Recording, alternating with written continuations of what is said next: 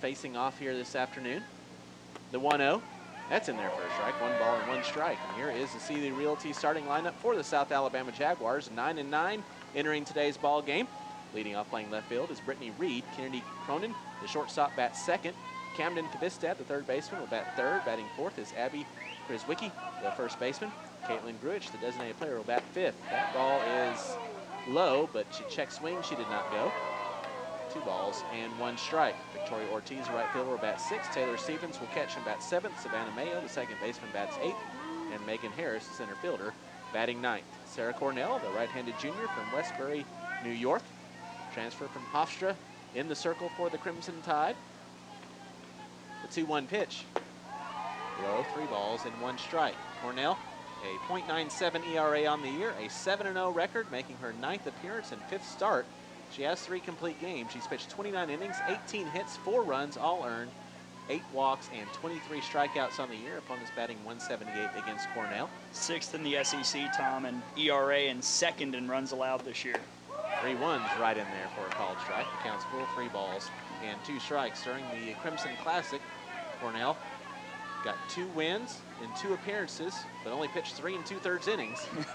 3 hits, 1 run it was earned, 1 walk, and 4 strikeouts. A couple of relief appearance victories for Sarah. Payoff pitch.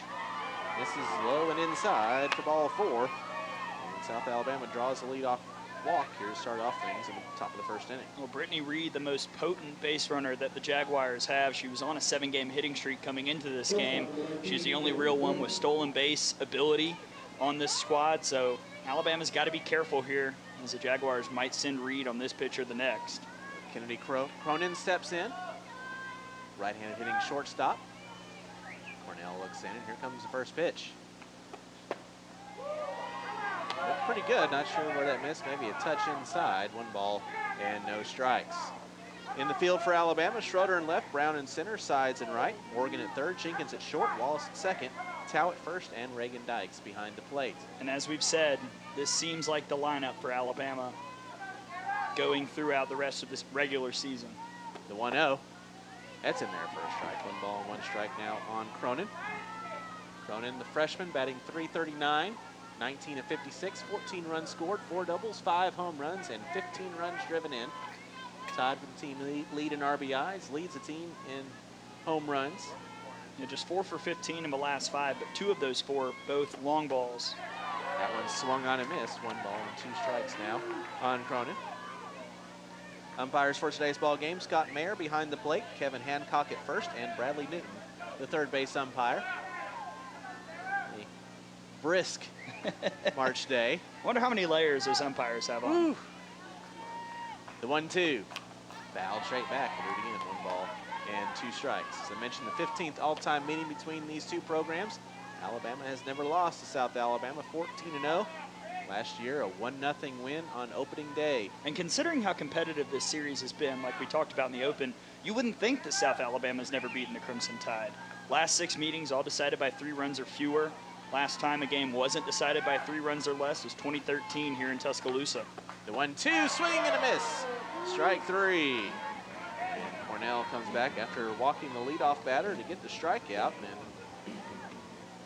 And no stolen base attempt by Reed either during that at-bat. Yeah, kind of surprised, but maybe not considering Reagan Dykes is behind the plate.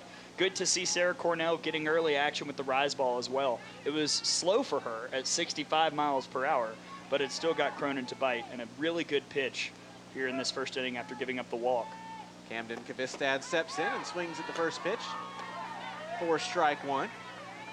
Kvistad, the right-handed hitting third baseman, sophomore, batting .351, 20 of 57, 10 runs scored, a double, 3 home runs, and 11 runs driven in on the year.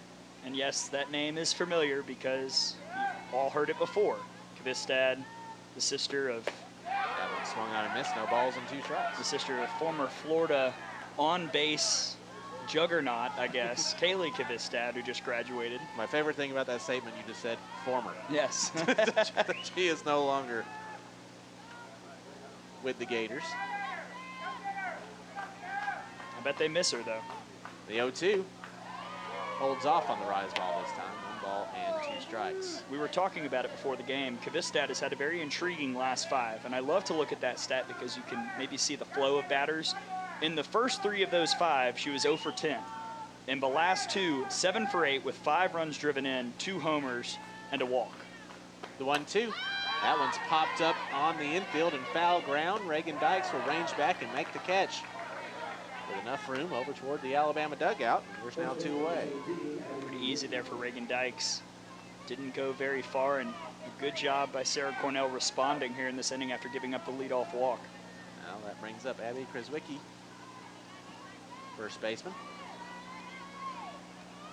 Batting .341, 14 of 41, 5 runs scored, a double, or excuse me, 2 doubles, 2 home runs, and 15 runs driven in. First pitch to her. This is a touch high, 1 ball and no strikes. 44 degrees at first pitch. That's wrong, Tom. It's colder. It feels much chillier. Wind blowing out to right field under sunny skies. We're excited to see the sun, but my goodness. Mother Nature's got to get it right at some point. The 1-0 reaches out and pokes this one through into right field. KB Sides has it and will throw to third, but not in time to get Reed. So now runners on the corners as Krizwicki goes with a hit and run there and goes opposite field, just kind of threw her bat out at one that was high and outside and took it into right field, and now the Jaguars have runners on the corners with 2 away. Yeah, if you're Alabama, that was the pitch that you want on a hit and run drawn. Brittany Reed was going, and Krizwicki just kind of poked it out there, and unfortunately it was in the one spot where Skylar Wallace wasn't, as she was moving a bit over to her right, and with it out in right field, Reed easily reached to third, and now all of a sudden a little bit of pressure here in this first inning. Caitlin Gruich, the designated player, now steps in. First pitch. That's high. The ball 1. And I will ball add, and no strikes.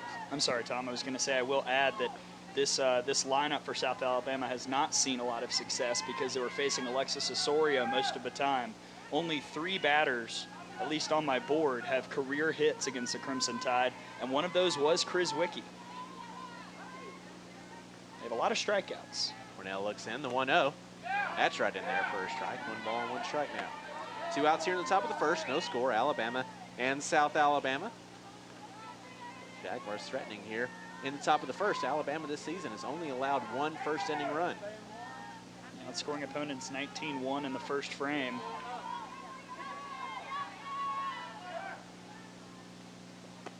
That one swung on and missed.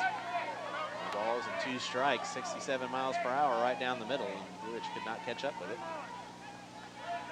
I will add on the first inning note, that was a big emphasis last year. Alabama was giving up a lot of first inning runs a season ago.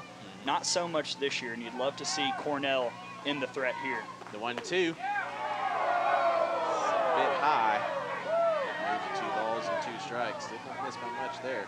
No, but every pitch at this point is a rise ball. I've seen maybe 1 fastball just right down the middle. Everything has been rise, and I would be shocked if she doesn't go back to it again. Gruich did a nice job holding off on that last one, but it was appetizing. Here comes the 2-2. That one is a rise ball, and she barely gets a piece to stay alive. 2 balls and 2 strikes. So that, to me, Sarah Cornell doesn't have the most diverse portfolio pitching-wise, but there's a reason they're throwing rise ball every single time, and that's got to be a film thing. I watch for the opposing pitchers, don't really watch the opposing hitters very much, but Stephanie Van Brakel-Prothro must have noticed something about the Jaguars hitting against the rise ball. Another 2-2, and that one's high and away, and the count's full. 3 balls and 2 strikes on Gruich, batting .244, 10 of 41, 10 runs scored, 2 doubles, 2 home runs, and 9 runs driven in.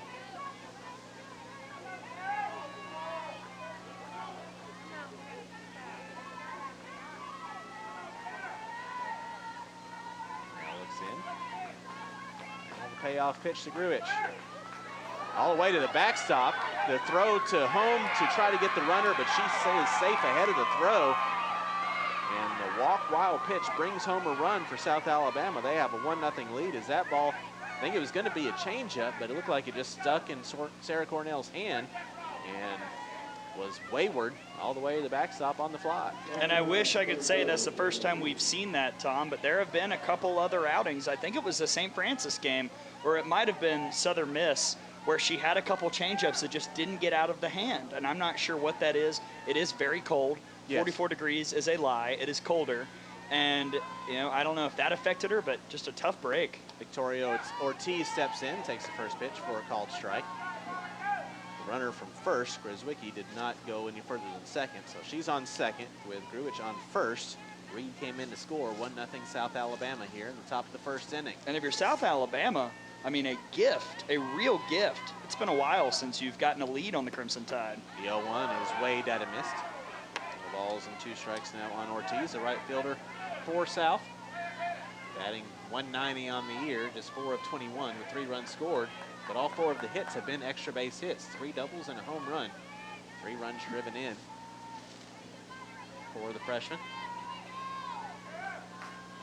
The 0-2 hits the outside corner for a called strike 3. And Cornell comes right back and strikes out Ortiz on 3 straight pitches to get out of the inning. But South Alabama does score a run here in the top of the first on a wild pitch.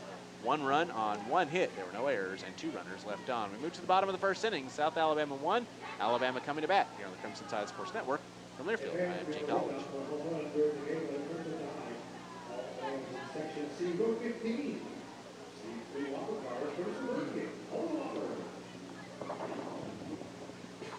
Now it's time to guess the time of the 15 stretch. We're beginning brought to you by News Cafe. Guess the time of the 15 stretch on the main concourse of the marketing table. Person closest to the time of the 15 stretch begins. Gift card compliments of News Cafe.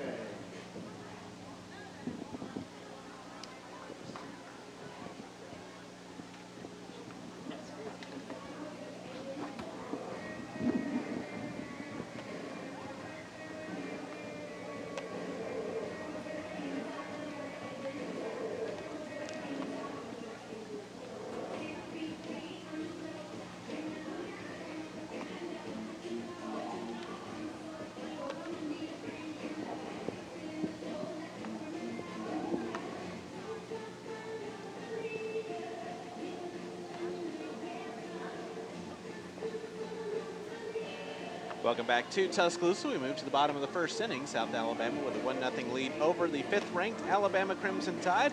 We enter today's game with a record of 20-0, the 5th best start in program history. The starters are presented by Sealy Realty. With over 9,000 apartments, Sealy Realty has the next home for you. Start your apartment search at SealyRealty.com.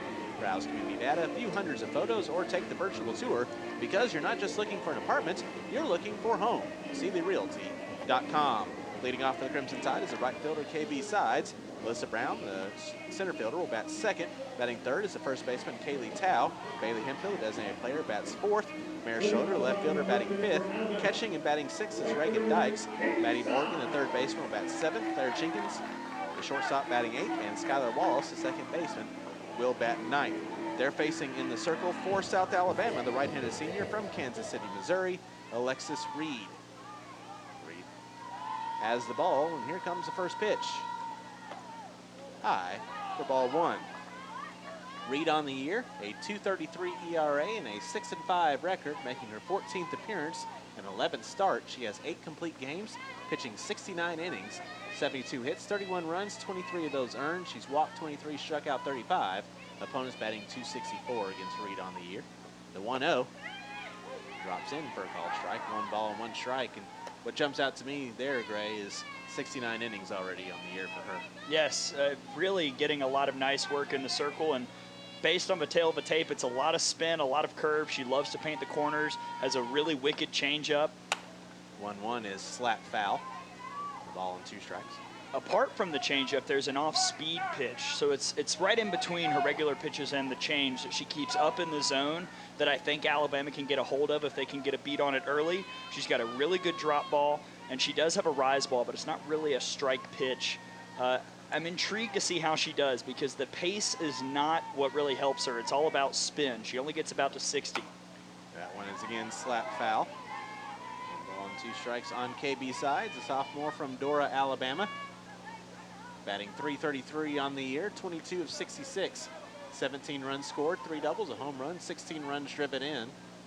And it feels wrong to say that in the last 5 she's just 2 for 14 with an RBI, but she's had a lot of tough breaks, like Bailey Hemphill has. A couple nice plays out in left field by the defense. The 1-2 tried the back door, but did not hit it, according to the home plate umpire, Scott Mayer. So the count moves to 2 balls and 2 strikes.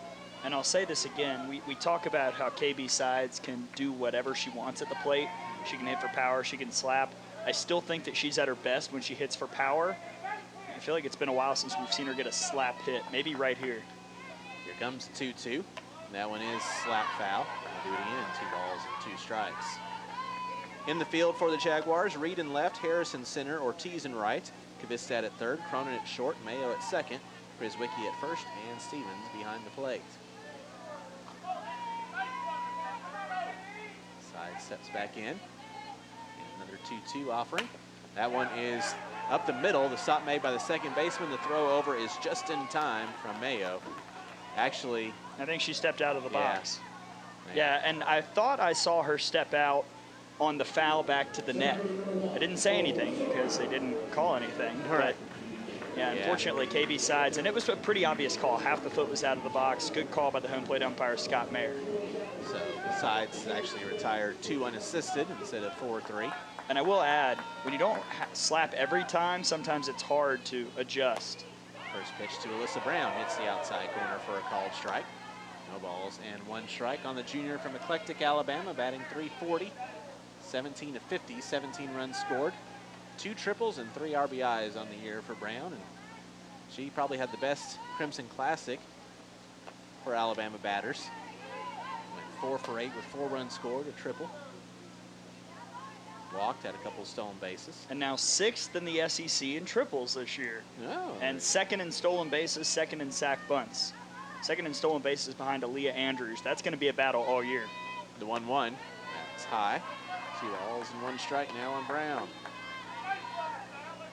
200 down the lines, 220 to straightaway center field here at the Rhodes House. 6-foot wall all the way around in the outfield.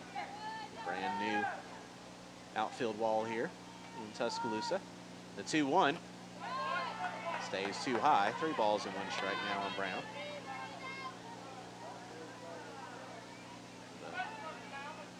The newer, more current All-Americans on the outfield wall now for the Crimson Tide. And it's always good to see so many that you have to decide who's going on the wall. The 3-1 is in there for a called strike, and the count is full, 3 balls and 2 strikes. A couple that were on the wall before, and they're still on there, Jackie Trena and Kayla Bro, still making the cut to stay on the wall. That tells you something. Yeah. Helps that they helped win that national championship in 2012. Payoff pitch is slapped at and fouled off at the plate. Stevens had it in her glove but could not hold on to it, so Brown gets another shot with the count full and 1 away here in the bottom of the 1st inning. South Alabama with a 1-0 lead over the Crimson Tide.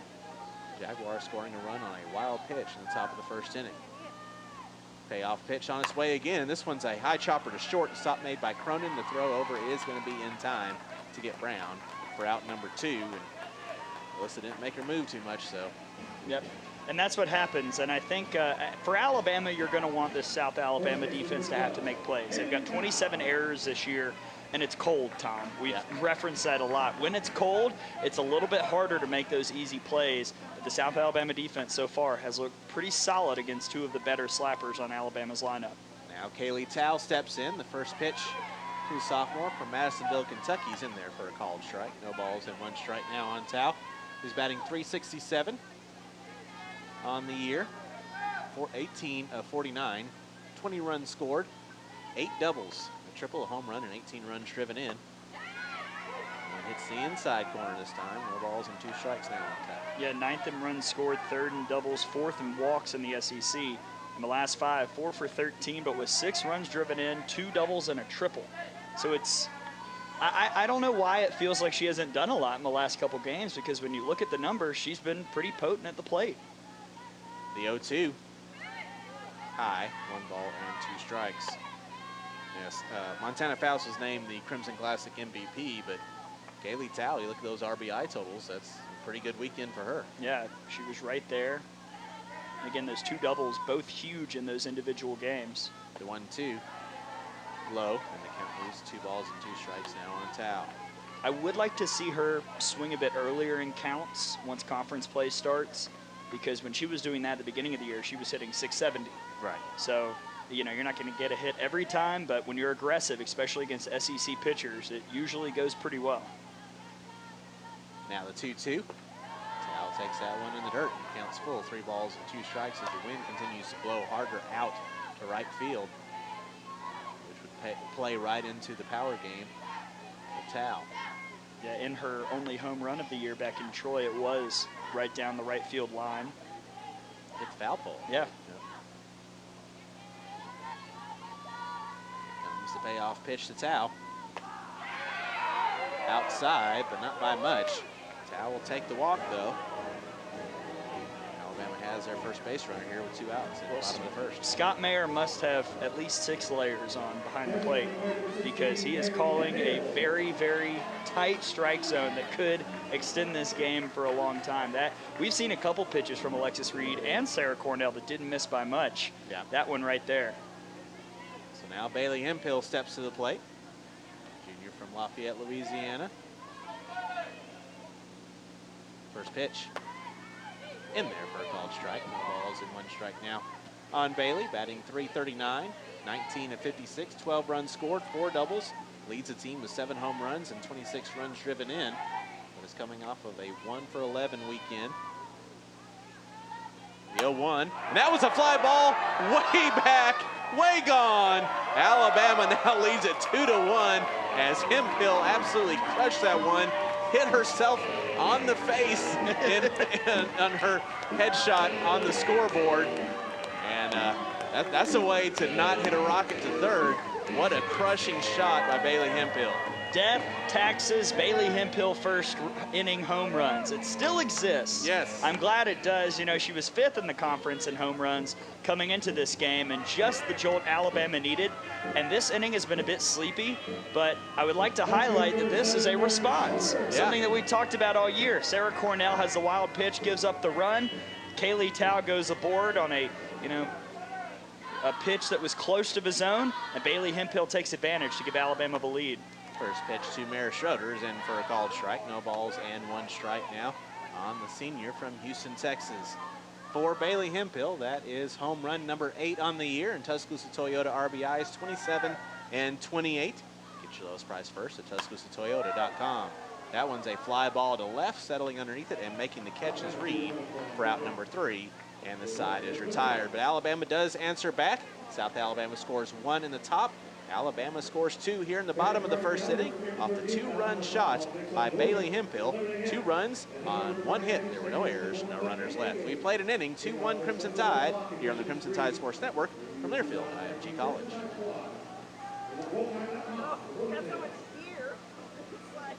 Fans upgrade your football 8A with the Crimson Tide access. Upgrades include locker room tour, seat upgrade, sideline passes, and more. Upgrades will go on sale March 19th, so make sure you visit RuleTide.com. Here in the second inning, bottom of the order, Stevens, Mayo, and Harris facing Sarah Cornell in the circle for the Crimson Tide. And Bailey Hempill, 2-run home run in the first inning, and you mentioned it last inning, Gray. Alabama answers back after the Jaguars score in their half. Yeah, that is the 8th time this year that Alabama has scored in the half inning immediately following the opponent scoring a run. And most of those, they scored more runs than the opponent scored. Alabama getting 2-1. If you can do that consistently, that's just impressive. And again, I don't mean to keep referencing last year, but that's not something that happened a ton last year until late in the regular season. So this is just a really good sign. And again, proof that Alabama is taking to heart with this coaching staff, really reinforced before the season began. The catcher, Taylor Stevens, will lead things off for the Jaguars here in the top of the first. The first pitch to Stevens is fouled off. No balls and 1 strike. Stevens batting .214 on the year, 9 of 42 with 2 runs scored, 3 doubles, and 1 run driven in. And you know who really loves it when the offense scores like that? The pitcher. Because that is a message to Sarah Cornell that the entire team is saying, it's okay, Sarah, you made a mistake, that's fine. We got you.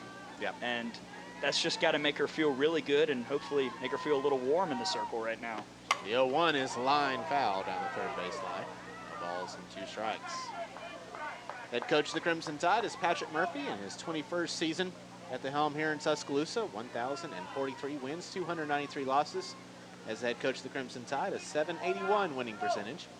Associate head coach is Allison Habich. Stephanie Van Brakel, pro throw the pitching coach. Bryn Dordell, the volunteer assistant. Kate Harris is director of softball operations. AC Antica, the athletic trainer. Nathan Sheehan, the sports information director. And Scott Moyer, the video director. The 0-2 is high, 1 ball and 2 strikes. For South Alabama, their head coach is Becky Clark. She's in her 13th season. Assistant coaches are Christina McCain and Hannah Campbell. Yeah, Becky Clark, only coach in school history for South Alabama. Played at Troy and Mobile and has done a great job of building this program to be a pretty good power in a Sun Belt that's pretty solid. The 1-2 is a soft grounder to third. Morgan has it and makes the throw over just in time to get Stevens for out number 1. And that's a sneaky good play there by Maddie Morgan. She had to charge in and kind of made a leap throw there to get her by a half step. Well, do you remember in Troy, we talked a lot about Maddie Morgan's footwork and how impressive that was. We haven't harped on it much the last couple weekends because it seems normal now. And it's just such an asset that she has, her ability to move in and get balls quickly and release them in plenty of time. Savannah Mayo steps in and swings at the first pitch, coming up empty. No balls and 1 strike on the second baseman, Mayo, who has struggled this year. 2 of 39, a .051 batting average. 3 runs scored, 1 home run, and 6 runs driven in. Career average just 190, so her strength has not been at the plate for the Jaguars. The 0-1 is swung on and missed. No balls and 2 strikes. Alabama wearing their crimson over white jerseys, or uniforms. Crimson jerseys, baseball style. White pants with the crimson pinstripes, crimson socks. I really like the crimson pinstripe. I do too. It looks good. The 0-2. That one's high. 1 ball, 2 strikes. So when we do our, what will be an 11:30 Central Time PM broadcast in Hawaii, if you're awake, folks, we will do a full ranking of the uniforms. Oh, yeah, I look forward to that one. Yes. 7 different uniform combinations for the Tide this year. And all of them fantastic. The 1-2. Swing and a miss. Strike 3, and Mayo goes down swinging on the rise ball. Mayo looked like halfway through the swing she was trying to stop and not able to do so. If there is a way to describe a swing as a sigh, I would say that's what just happened. Savannah Mayo just never looked comfortable going after that rise ball, and you could tell halfway through, like you said, she just kind of resigned herself to the fact that she was about to strike out, and a good pitch there by Cornell. So now with 2 outs, that brings up Megan Harris, the center fielder, takes the first pitch outside for ball 1. Harris batting .208. 5 of 24 with 6 runs scored and 1 RBI on the year. Has been better lately, 3 of 9 in the last 5 with an RBI, and that's good. One of these senior leaders for this team, a really old team, a lot of seniors in the starting lineup. The 1-0, that's in there for a strike. 1 ball, 1 strike. South Alabama wearing their white over dark blue uniforms, the white jerseys with Jaguars across the chest, dark blue pants, white socks with white stirrups.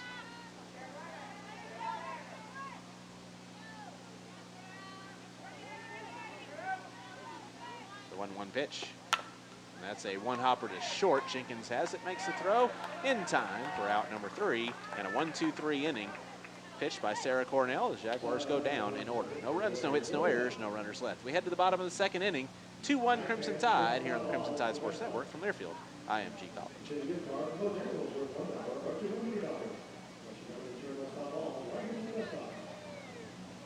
Time for the dash for winner contest. Today we have Olivia's Taco and Reagan's Hot Sauce. Each contestant will race from foul ball to foul ball. Whoever crosses the line first will be tonight's winner. Right to court. Get set, go!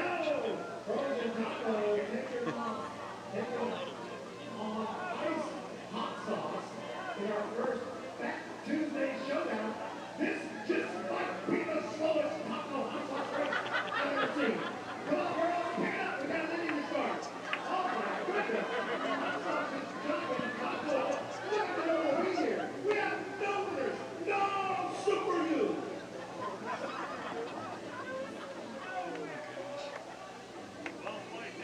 Congratulations, Taco Hot Sauce. Thanks for mixing. Courtesy of Taco Hama, you're going over the prize.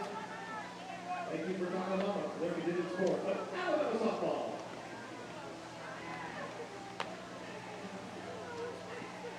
We head to the bottom of the second inning. Alabama with a 2-1 lead over South Alabama, due up for the Crimson Tide. Here in the bottom of the second, Dykes, Morgan, and Jenkins, 6, 7, 8, facing Alexis Reed in the circle for South Alabama. Crimson Tide, 2 runs on the 2-run home run by Bailey Hemphill last inning after South Alabama scored in the top of the first inning on a wild pitch. Both teams 1 hit apiece. Reagan Dykes will lead things off. Catcher for the Tide, senior from Collins, Mississippi, batting .265, 13 of 49, 8 runs scored, a double, a home run, and 8 runs driven in on the year for Reagan. 1 for 8 this past weekend in the Crimson Classic. First pitch. In there for a called strike at the knees. And games like this game today, Mississippi Valley State tomorrow, they're huge for batters like Reagan Dykes and like Claire Jenkins, who we will see because it's confidence. You know, you're about to see a Missouri team that's okay. They've got some talent in the circle, but you want to feel a hot bat going into that series this weekend. The 0-1 is popped up to deep second. Ranging back and unable to make the play is Mayo as she got herself turned around.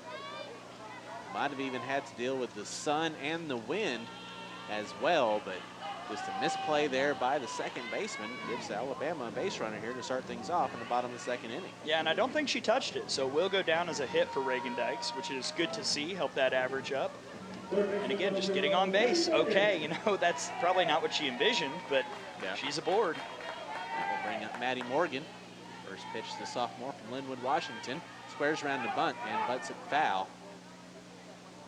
No balls and 1 strike now on Morgan. You mentioned that Mississippi Valley State game coming up tomorrow here on the network. We'll have it for you. 6 o'clock first pitch, 5:50 will be the airtime. The Tide takes on the Delta Devilettes. So excited. The 0-1 pitch. Pulls back the bunt. That one's low and away. 1 ball and 1 strike. Morgan on the year, batting .310, 13 of 42, 10 runs scored, 4 doubles and 11 runs driven in. Morgan was 1 for 7 with a run scored. And it felt like more. Yeah. It felt like she was really making more of an impact than that. 1-1 pulls back the bunt, takes it high, 2 balls and 1 strike. I say it jokingly because I think it's going to be actually colder tomorrow, but I am excited about that game because it's going to be one of the fewer times that we'll see Patrick Murphy kind of say, okay, all of you who want a chance to play, this is your shot. So I think we'll see a lot of Taylor Clark, a lot of Kayla Davis. 2-1. The bunt is laid down up the middle. Reed thinks about second, but then throws to first to get Morgan out at first. So the sacrifice bunt moves a runner into scoring position here. With 1 out in the second inning, Alabama trying to add to their 2-1 lead. I think we've talked about this before with Reagan Dykes, but Maddie Morgan in a similar situation.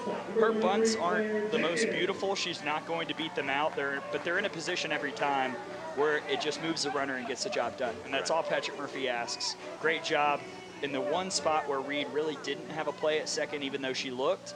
Great job there by Morgan. Now Claire Jenkins steps in, the junior from Coleman, Alabama, takes the first pitch high. 4-1.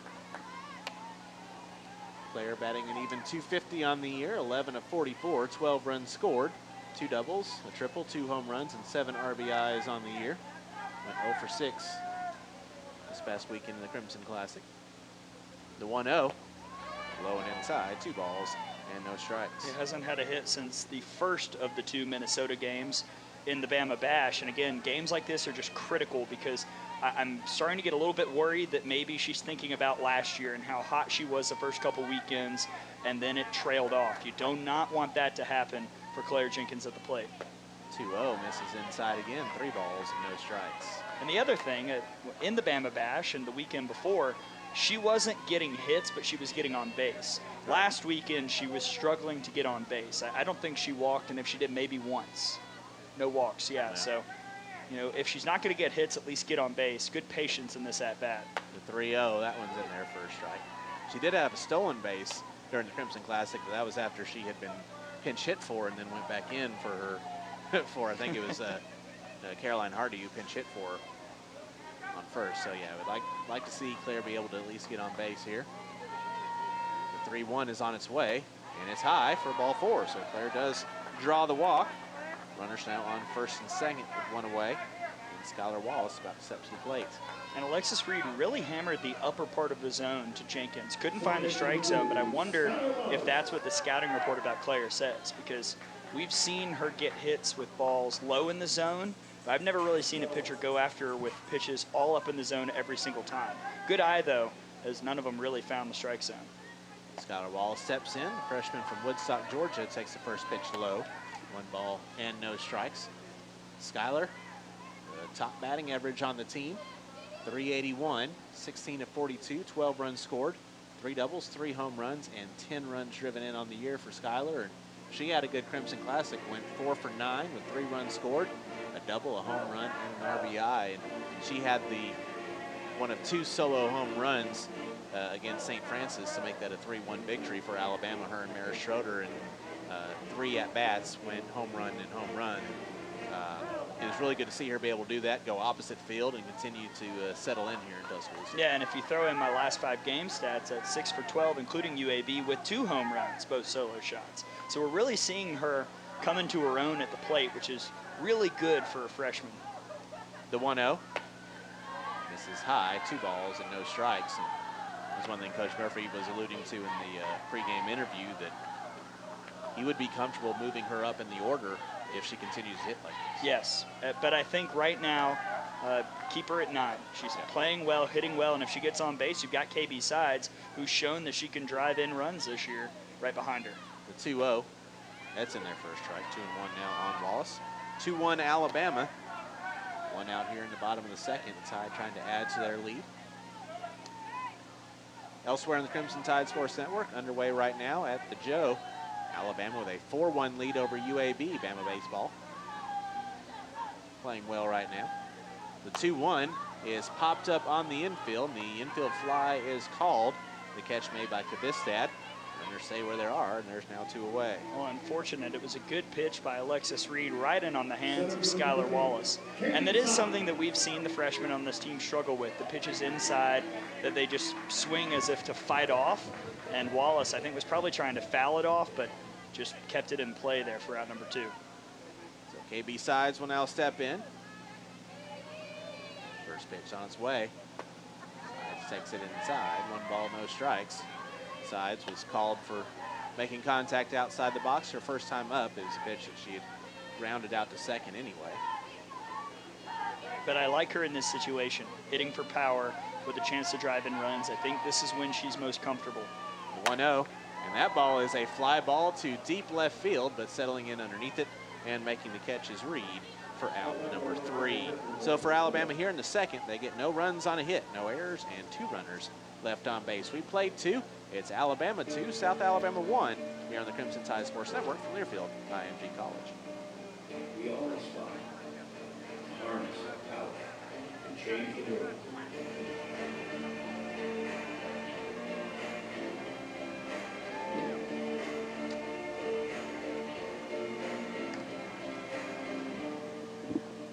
Only a few of us ever do. The University of Alabama, where legends are made. University of Alabama awards for the thousands of families impacted by Sunday's devastating tornado in Lee County and surrounding areas of Alabama. Support the ongoing tornado relief efforts. Please visit redcross.org and make a contribution to the East Alabama community. In addition to donations, the Red Cross will launch a drive to collect needed items once that information becomes available as relief efforts continue.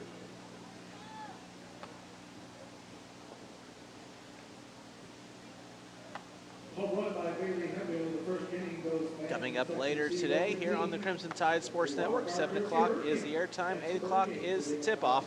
Alabama men's basketball, the Tide hosting Auburn over at Coleman Coliseum. But here at the Rhodes House, it's 2-1 Alabama over South Alabama as we head to the top of the 3rd inning. Due up for the Jags here in the top of the 3rd, top of their order. Reed, Cronin, and Kvistad facing Sarah Cornell in the circle for the Crimson Tide. And take you through the 3rd inning, I'll turn things over to Gray Robertson. Thank you very much, Tom. Alabama up 2-1. And before we dive into softball, the basketball game tonight, very critical for Alabama's NCAA tournament hopes, as we assume most people watching and listening are Alabama fans, and also a final send-off for the 4 seniors. Riley Norris who, congratulations to Riley on completing his 90th year of eligibility, Avery Johnson Jr., Dante Hall, and Lawson Schaefer. So those 4 have done great work for the Crimson Tide in their careers, and we'll be sorry to see them go. Hopefully they can end their tenure in Tuscaloosa on a win. Here's the first pitch to Brittany Reed from Sarah Cornell, and it's right down Main Street for a strike. Brittany Reed walked back in the first inning. And also at halftime, Auburn gives us her trophy. Yes, This is always fun. That's always fun. Yes, the Iron Bowl trophy. I think it's their SGA president, right? Yes. Yes. And they're supposed to sing the fight song, but they never do. Although we don't either, but we should. Kind of do. Mouth it. Here's the 0-1. I mean, I don't know it, so Right. If I were asked to do it, I wouldn't be able to sing it. Why would you? Yeah, that one was low. 1 ball, 1 strike, nobody out here in the top of the third.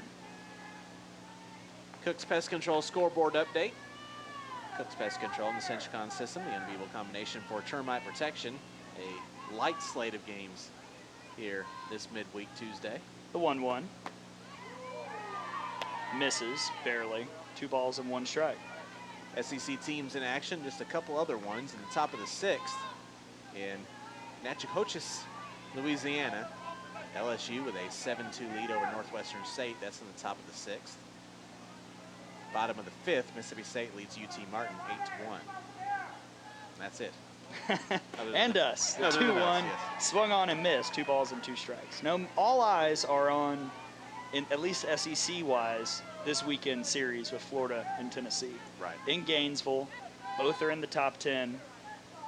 Tennessee right on the cusp of the top 5. That is going to be fascinating. Here's the 2-2 to Reed. Poked over towards second. Skylar Wallace has it, and the throw to Kaylee Tao at first is in time. And Brittany Reed is retired, and there's one away for the Jaguars here in the top of the third. That SEC slate this weekend, Tennessee at Florida. Georgia's hosting another classic with... Is this the Bowling Green Elon? Yes. They're really challenging themselves. Here's Kennedy Cronin stepping in now. She's 0 for 1 with a strikeout. And the first pitch to Cronin misses, 1 ball, no strikes. Mississippi State is also hosting a Bulldog Slamboree with another bunch of Bulldogs from La Tech coming in. Kentucky is at South Carolina, which is going to be very interesting. Yeah, we'll find out a lot about both of those teams. I'm sure Kentucky wishes they were playing a Bowling Green or Elon this weekend. Here's the 1-0, inside corner, 1 ball, 1 strike. The War Eagle Challenge at Auburn, so they're not in conference play as of yet either. Another interesting matchup will be in College Station with LSU at Texas A&M. That is interesting. I wonder if A&M, we'll find out about A&M if they can challenge possibly, as the 1-1 is popped up. And moving over is Skylar Wallace as she sees her heels touch the grass, and she makes the catch for out number 2. 2 down, Alabama up 2-1 on South Alabama, top of the third. And Camden Kvistad, who flew out in foul ground back in the first, will step in. The last opening weekend in conference play series to get underway will be Arkansas and Ole Miss in Oxford. First pitch to Kvistad, inside corner, no balls and 1 strike. Again, not really totally sure what to think of that, because Ole Miss has a pretty good little new pitcher in, Molly Jacobson, but not a ton of offense behind Kylan Becker. Here's the 0-1. This one right to Claire Jenkins, and she can't jump up and make the catch. It was about 2 or 3 feet above her head, and she might have mistimed the jump a touch. So Camden Kvistad has a hit, and there's 1 on with 2 outs here in the top of the third. That was one of the, I think, the best hit balls of South Alabama's first time and a half through the order, though. Would have been probably a play that if you ask Claire, she thinks she should have made, but definitely not an error by any stretch. No, high degree of difficulty there for Jenkins, as Abby Krizwicki steps in, and the first pitch to her misses high for ball 1. She singled back in the first on a hit and run that brought Brittany Reed to third, and eventually led to Reed being the run scored in that first inning.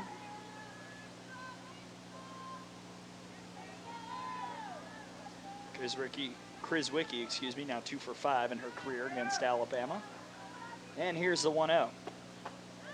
Misses inside, 1 ball, 1 strike.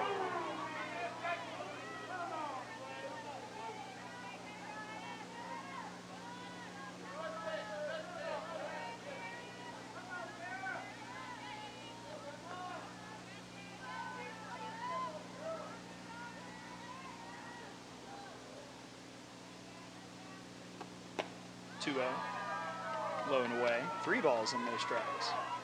Sun has finished setting to our left, so now the people on the right-hand side, the right fielder, the first baseman, and the second baseman don't have to deal with the tough sun field that happens in the late afternoon here at Rose. But now we'll just all have to deal with the freezing temperatures. 3-0. Hits the outside corner, 3-1. Yep, you might as well put on those parkas we saw A&M wearing the first weekend of the season. Still don't have an explanation for that. I've never seen somebody wearing a parka batting. And in the field. Wow. I don't know. Must have been that cold in College Station. If it's that cold when we're there, I'm sending in my pink slip. Here's a 3-1. Misses. And Sarah Cornell walks Chris Wicki. And South Alabama's got 2 aboard here in the top of the 3rd. The other inning, Alabama has only allowed 1 run in. They've outscored the opponent 16-1, but South Alabama generating something here with 2 outs. Now we will see a pinch runner come in for Becky Clark at first base. Going out to run is MC Nichols. Excuse me, she's going to second base to run for Kvistad. Junior out of Hoover, Alabama. So she is in scoring position. And Caitlin Gruich will step in. She walked back in the first. South Alabama today 1 for 4 with runners on base.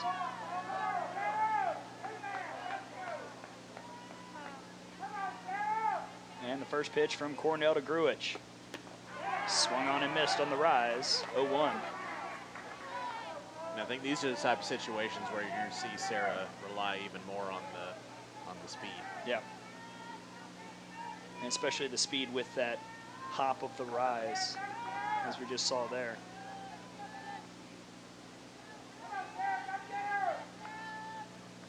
The 0-1. Rise again, fouled straight back. That one a little slower, actually, marked at 62 miles per hour. No balls and 2 strikes to Gruich, 2 outs. 2 on. Alabama up 2-1 here in the top of the 3rd.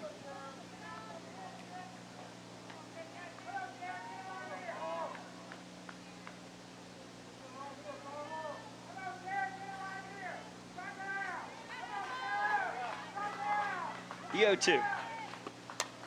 Hit straight up. Reagan Dykes will try and track it. She will. And she makes the catch right above home plate for out number 3. So South Alabama gets a single. They get another runner aboard via the walk, but can't move them past second base, and the score remains the same. Alabama 2, South Alabama 1. Crimson Tide coming to bat here on the Crimson Tide Sports Network from Learfield IMG College.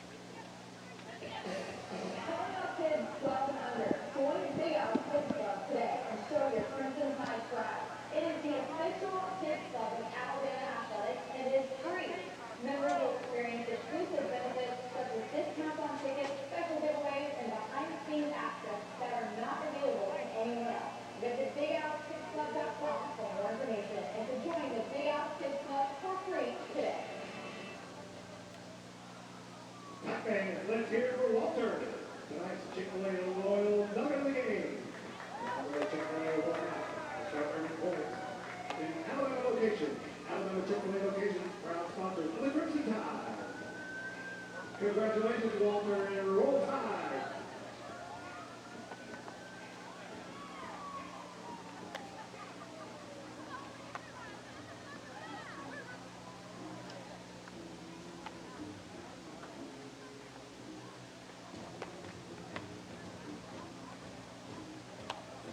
Welcome back to Tuscaloosa. Alabama with a 2-1 lead on South Alabama here in the bottom of the 3rd. Both teams with 2 hits. But Alabama with the 1-run lead courtesy of a Bailey Hemphill 2-run shot in the first inning. Due up for the Crimson Tide, Alyssa Brown, Kaylee Tao, and Bailey Hemphill going up against Alexis Reed, the senior pitcher from South Alabama. 2 innings pitched, 2 hits, 2 runs, both earned, 2 walks, no strikeouts.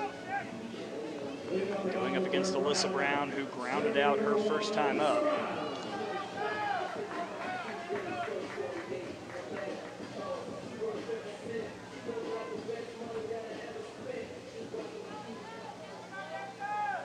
And she stands in against Reed. The first pitch, lays down a bunt, just foul. No balls and 1 strike to Alyssa Brown, average now at .333 this year. Sure would like to see the on-base percentage get up a bit. It's at .393 now. It is second in the conference in stolen bases with 16. Here's the 0-1. This one flopped over towards the shortstop, and she makes the catch for out number 1. And Alyssa Brown just got a bit too much air up there. And there's one down here in the bottom of the 3rd as Kaylee Tao steps back in.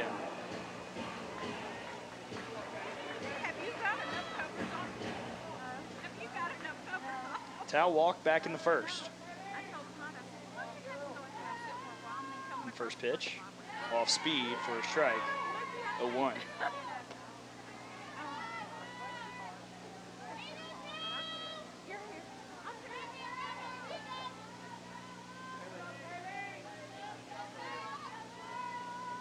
Here's the 0-1. This one hit hard and high, but not far enough, as moving back is the center fielder Harris, who makes the catch for out number 2, and Kaylee Tao is retired. And Bailey Hemphill will now step up. She hit a 2-run homer back in the 1st inning. And Tom, it was a shot right off her face on the scoreboard. Yeah, it was. I thought it was going to go over the scoreboard the way it was hit. That first pitch misses high, 1 ball, no strikes. Yeah, but that was just a great shot, and it was something, again, she attacked early in the count as well. And now I would be shocked if, with the bases clear, Reed gives Hemphill anything to hit, as this one is hit high again. Will it go all the way back? And it's caught at the wall. Oh, wow. I thought it was going to go. That was the highest long fly ball I've ever seen. But Harris makes the catch for out number 3, and the side is retired. Bailey Hemphill gives it a ride, and I thought it was gone, but it wasn't, and the score remains the same. Alabama 2, South Alabama 1. We've played 3. Jaguars coming up to bat here on the Crimson Tide Sports Network from Learfield, IMG College.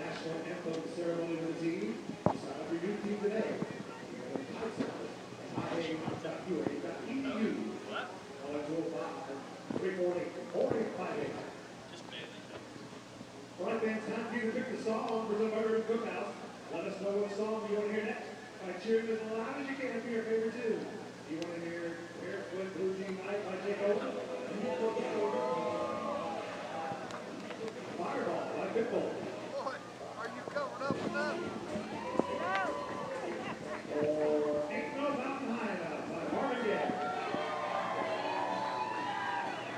All right, man, we heard you. The winning song is Ain't No Mountain High Enough. Tide fans, I know you're cold, but now you're great time to get on your feet. Make some noise for a t-shirt. It's t-shirt time at Road Stadium.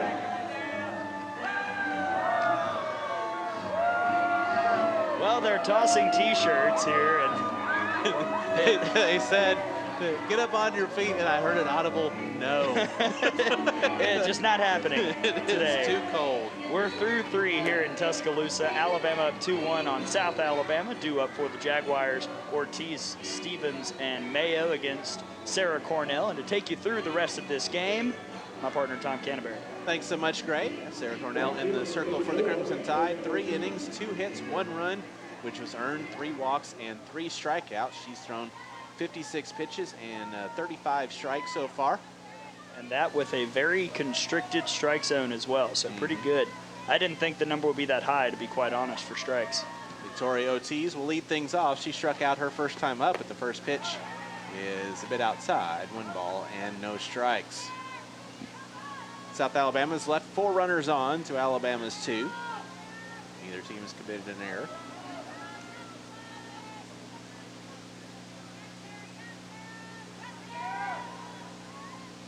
The 1-0. Foul back. 1 ball and 1 strike. And after kind of a little bit of a rough first inning, that including the run scoring on a wild pitch for Cornell, came right back, getting that 1-2-3 second inning and fought through a couple of base runners there in the third. But she's pitched well overall, I think, considering the conditions and everything else here today. This is not a pitcher's kind of day, but she has done her job so far. 1-1 is high, 2 balls and 1 strike. And I think in a day like this, it's probably film, but it's also probably because she's so comfortable with the rise ball. Stephanie Van Brakel-Protho is saying, look, if that's the pitch you want to throw right now, we're going to throw it. Again, it's cold, it's biting, it's hard to make that throwing motion so much in sub 45, probably sub 40 outside now weather. The 2-1 pitch. Down the middle for a called strike, 2-2. So I'm sure the plan is, all right, Sarah, throw what you want, throw what you're comfortable with, and see if South Alabama can hit her. And so far, they really haven't. I mean, we've seen the one hit by Kvistad, and Chris Wicki had one kind of an accidental single on a hit and run. But other than that, not much. 2-2 pitch. Just misses, touch outside, 3 balls and 2 strikes. So I guess Scott Mayer likes the cold. Okay. Sure.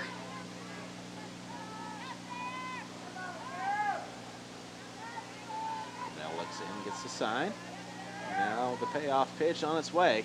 And that one is a ground ball to second. The Satmeba will also throw over in time for out number 1. That was a slow roller that Walsh just had to wait for because it had some odd spin on it. You didn't want to overcharge it. Knew she had the time to throw out Ortiz, and there's 1 out. Yeah, again, just maturity there by Skylar Wallace, knowing, seeing it come off the bat and saying to herself, okay, I do have to wait on it, even though it's taking a million years to get here. And just a smart play over at second. That brings up the catcher, Taylor Stevens. She grounded out her first time up. That was a slow roller to third, and a nice play by Maddie Morgan. Back in the first. First pitch to her is a pop fly, just short underneath it, making the catch. The step on the grass is Claire Jenkins, and there's 2 away. We'll bring up the second baseman, Savannah Mayo. She's 0 for 1 with a strikeout. 2-1 Alabama here in the top of the 4th. First of 2 midweek games for the Crimson Tide here this week. Tomorrow it's Alabama and Mississippi Valley State. And it's a 6 o'clock first pitch. 5:50 will be the airtime here on the network. First pitch to Mayo. In there for a called strike. No balls and 1 strike. And then this weekend, it's SEC play. Alabama taking on Missouri here at the Rhodes House. Friday, a 6:30 start. Saturday at 2 and Sunday at 1. We'll be on the air 10 minutes before each of those. The 0-1, foul back, no balls and 2 strikes. And you can kind of tell when we were talking with Coach Murphy in the pregame that he's excited to get to the conference slate. Oh, I'm excited. Yeah. I mean, we've talked so much in a variety of platforms on these broadcasts about, you know, what the SEC is going to look like, and we finally get to see SEC teams play each other. And I think Missouri is really the perfect team for Alabama to open conference play with, especially here at Rhodes. The 0-2 misses a touch outside, 1 ball and 2 strikes. You mentioned different platforms. One of those is a podcast. Yes, the Out of the Box podcast. I'll start with the Twitter because I don't think this at-bat's going to go on very long. Out of the Box _pod on Twitter. Out of the Box _pod. Episode 2 released today. Surprise. It's supposed to be Thursday, but it came out today. The 1-2, low and inside, 2-2. So on that second episode, we talk about Alabama being at this point 20-0. We break down the SEC. I have a lot of concerns about Florida, bizarrely. And then we talk to 2 SEC legends. First, former Alabama All-American and SEC Network analyst Kayla Breaux, and former Tennessee All-American and SEC Network analyst Madison Shipman. 2-2 pitch. Misses low and outside. The count's full, 3 balls and 2 strikes. So if you want to listen to that podcast, go to the Twitter at outofthebox _pod or type in Out of the Box on iTunes. Both will pop up. You can listen on SoundCloud or Apple Podcasts. And it was a really fun show last night. We covered a lot. Really fun talking with Kayla and Madison. Payoff pitch. Fouled back.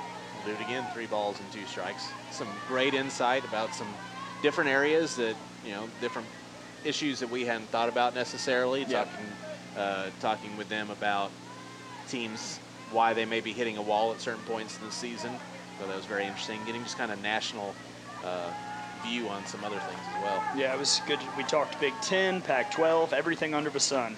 Payoff pitch to Mayo is low for ball 4. So Savannah Mayo draws the walk after falling down the count 0-2 and was looking like Cornell was about to finish her off and then fought back to get the walk. Yeah, can we give an award for most improved between at-bats? Because the last time Mayo came up, I compared her swing to a Cy. Yeah. And she just didn't look comfortable against the Cornell Rise ball that time. Much more patient. Yes, she saw a few strikes come in, but wasn't swinging at anything out of the zone. Really, really good at-bat there by Mayo to give the Jaguars somebody on base here in the 4th. That brings up Megan Harris, the center fielder, 0 for 1 with the ground out. First pitch to her is in there for a called strike. No balls and 1 strike. Harris, a senior from White House, Texas, a transfer from the University of Mississippi. The only SEC transfer on this team, but there are several other transfers, several coming from 2-year schools or lower divisions. The 0-1, flat foul, no balls and 2 strikes. And I'll add one more thing about the Out of the Box podcast. We went a month without doing an episode from the premiere to last night. And again, at @OutofTheBox_pod on Twitter. Listen on Apple Podcasts and SoundCloud. But we're going to be doing it about every week if possible. A show from Hawaii does not seem like it will be in the cards, but the week after, before the A&M series, we'll do one. And then after that, full season, full speed ahead. The 0-2, Harris with a 1-hopper to short. Jenkins has to throw from her knees, and what a strike thrown from her knees there by Jenkins to get Harris and to retire the side. For South Alabama here in the 4th, no runs, no hits, there were no errors, and 1 runner left. We move to the bottom of the 4th inning. The Tide holds on to their 2-1 lead here on the Crimson Tide Sports Network from Learfield, IMG College.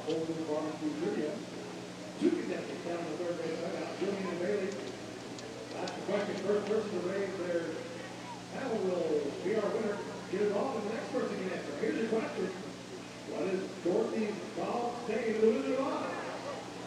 Provides easy parking and short security and check-in lines. Golden Triangle Regional Airport is simply more convenient. Visit them at gtra.com. We head to the bottom of the 4th inning. Alabama with a 2-1 lead over South Alabama. Mara Schroeder leading things off for the Tide. Schroeder, Dykes, and Morgan do up 5-6-7, facing Alexis Reed in the circle. And the first pitch in the dirt. 1 ball and no strikes.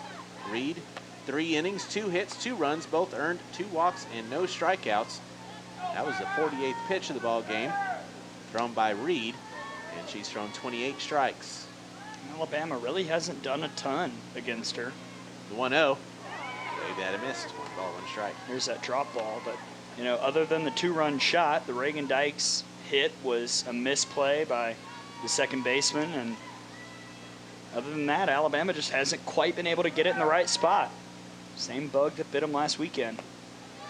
1-1 is low, 2 balls and 1 strike. The difference is this time they're getting base runners. We're seeing more walks, just finding ways to get people aboard, which is good.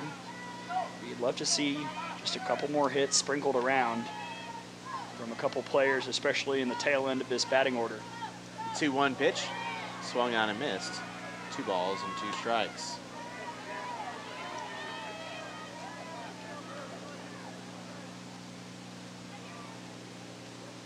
Reed, a transfer from Kansas.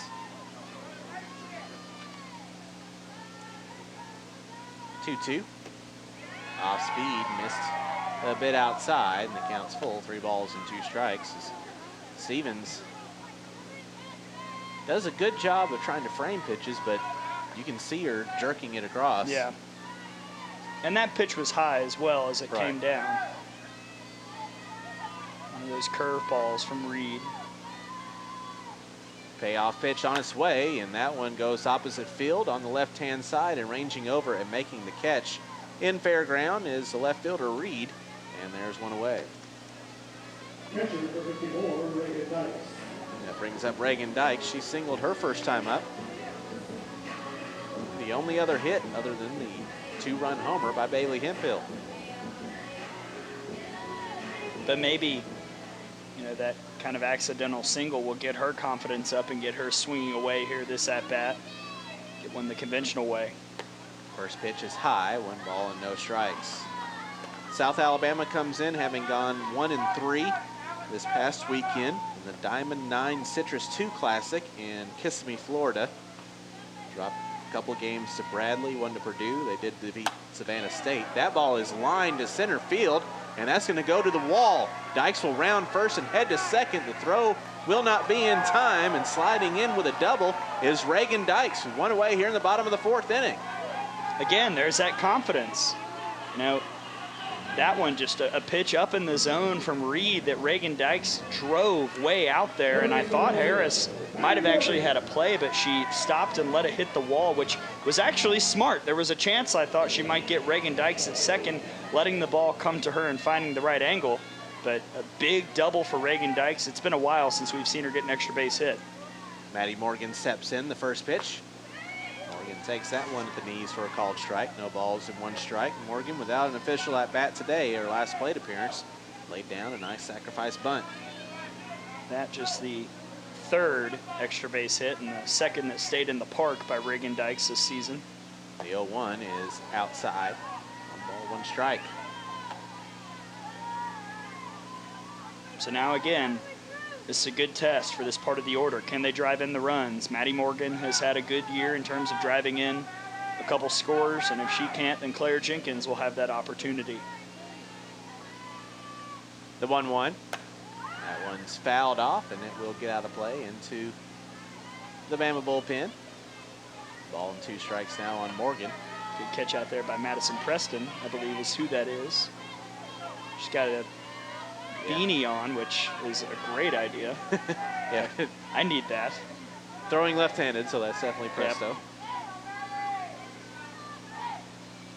Here comes the 1-2. And that one's fouled off again toward Preston. It remains 1 ball and 2 strikes.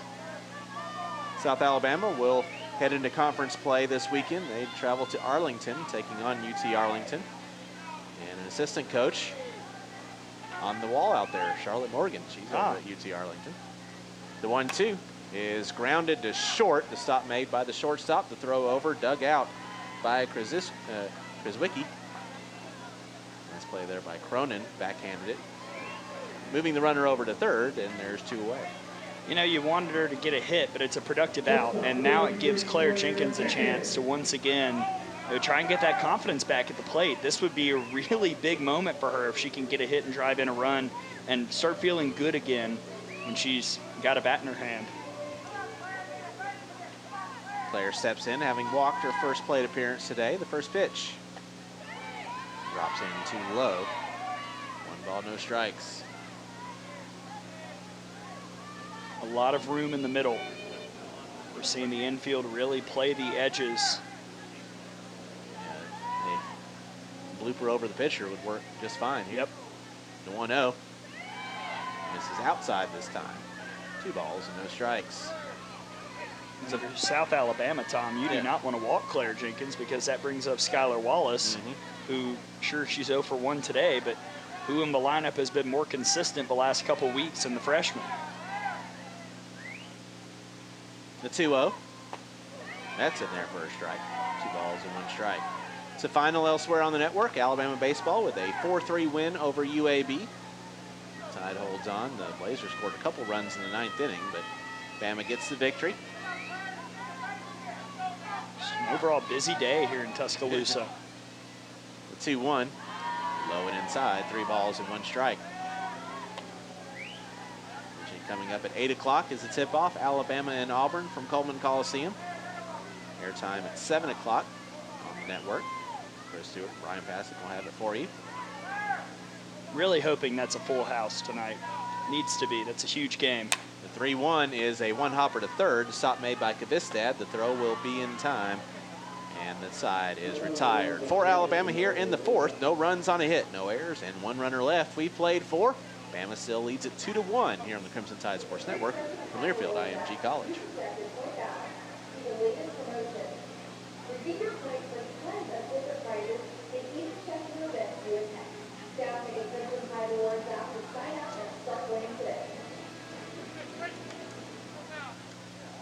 Bama fans, it's time for the mug shot to see who's taking over the game.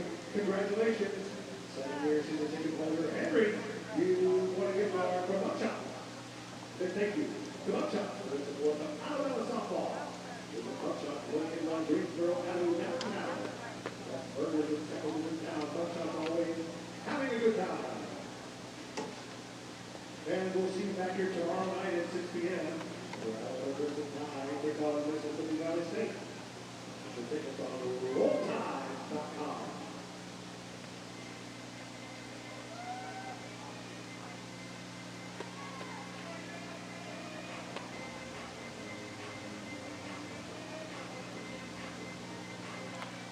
We head to the top of the 5th inning. Alabama with a 2-1 lead over South Alabama. All the runs coming in the first inning. South Alabama scores on a wild pitch, and Alabama scores on a 2-run homer by Bailey Hemphill. And that's all we've had offensively outside of a double by Reagan Dykes last inning. 2 runs on 3 hits, no errors. 3 runners left on for the Tide. 1 run on 2 hits, no errors, and 5 runners left on for the Jags. Top of the order due up for South Alabama. Reed, Cronin, and Kvistad facing Sarah Cornell in the circle for Alabama. And we've talked about it throughout the game. Not the easiest conditions to play in with the weather and the temperature continuing to drop. We're in the 30s now as the sun has gone down. The wind is blowing out to right field. But overall, an admirable performance by Sarah in the circle. Yeah, and again, a constricted strike zone with that weather as well. So we've seen her walk 4 batters, which ties her season high, but she's also had the rise ball working. South Alabama, the second time through, has held off a bit more, but still getting a few of these batters and fooling her with that pitch that has so much pace and so much hop right as it crosses the plate. Brittany Reed steps in. The first pitch hits the outside corner for a called strike. No balls and 1 strike. Reed walked in the first inning, came around to score, grounded out in the 3rd. And we were talking about beanies in the last half. I would like to give a shout out to Maris Schroeder out in left, sporting an Alabama beanie out there. Wow. So anything to stay warm. The 0-1 comes in a bit high. 1 ball, 1 strike.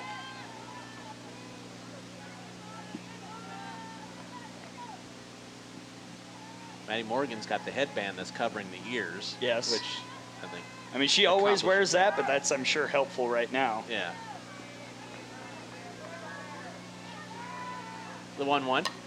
That one is popped up and foul ground on the first base side. Tao gives it a look, but it bounces up on top of the South Alabama dugout. Count moves to 1 ball and 2 strikes.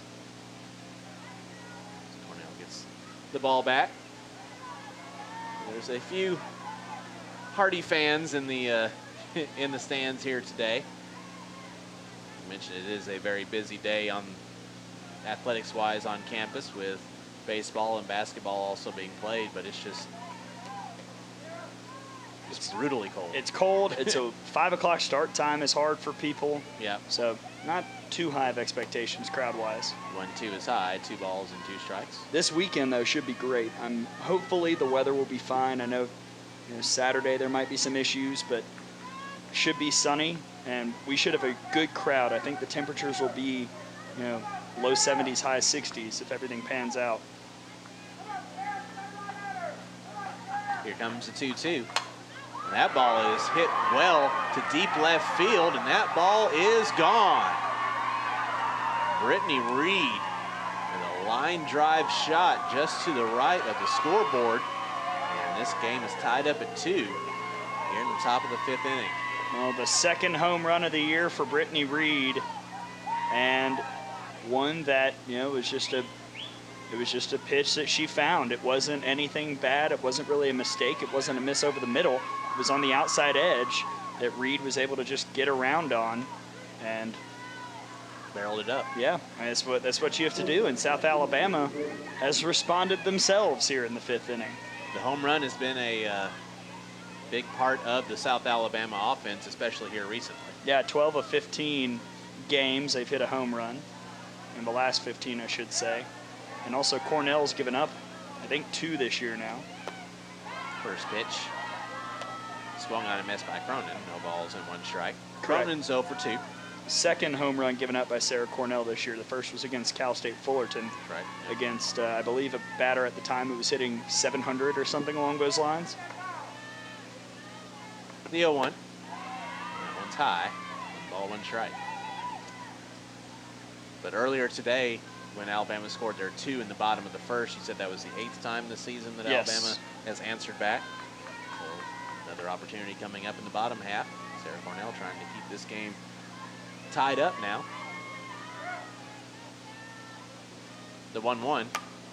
That one's a fly ball to right, but coming up and making the catch is sides, and there's one away. Well, all of a sudden, this inning has gotten very tense, and hopefully that out kind of settles things down.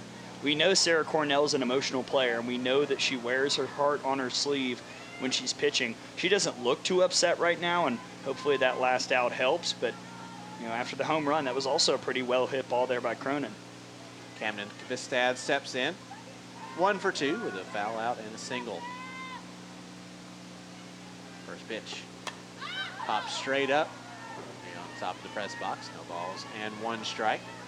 That single she hit in the third, that was a line drive over Claire Jenkins' head. It's short. Until the home run, the most solid contact made by a Jaguar hitter.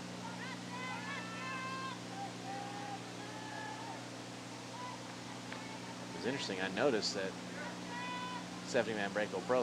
First the 0-1. High. 1 ball, 1 strike. After last inning, Steph talked to Sarah Cornell for almost the entire switchover, still outside of the dugout as they were coming in. It seemed like a little bit longer conversation than usual. That's true.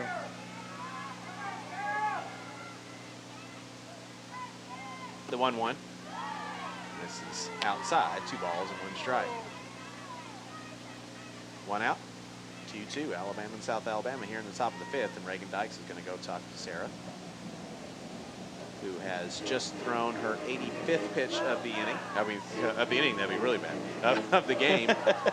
That's when you know, Right. Tom, it might be time to make a change. As I mentioned, she did have 2 wins this past weekend, but only pitched 3 innings to get those 2 wins. So this is her first start in over a week. And the pitcher that you think will be that other conference play starter. Right. The 2-1. That one is popped up in foul ground on the third base side. Morgan makes the catch, and there's 2 away. Good job by Sarah Cornell jamming Kvistad. When it comes to this weekend, Tom, I was actually thinking about it on the ride over. I might actually lean going Courtney Gettins and having Sarah Cornell come in relief if need be in game 2, just because Missouri is not the offensive juggernaut that Alabama will see later in a Florida or Georgia or LSU. Yeah. And that formula has worked so far this year. But again, who knows? Abby Krizwicki steps in, takes the first pitch on the outside corner for a called strike. Krizwicki is 1 for 1. She singled in the first and walked in the third, so she's been on base twice here in this ball game, but she's been stranded both times.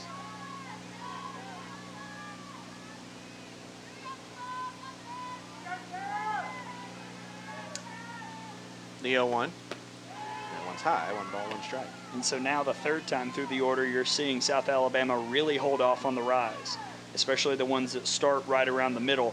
She's gotten a few swings on the ones that start low, but South Alabama's really disciplined their eyes here as the game has gone on. The 1-1 pitch. This is a bit high. 2 balls and 1 strike. You mentioned earlier, Madison Preston was warming up in the bullpen. Now it's Montana Falsow. I mean, I wouldn't be surprised if she came in relief if need be.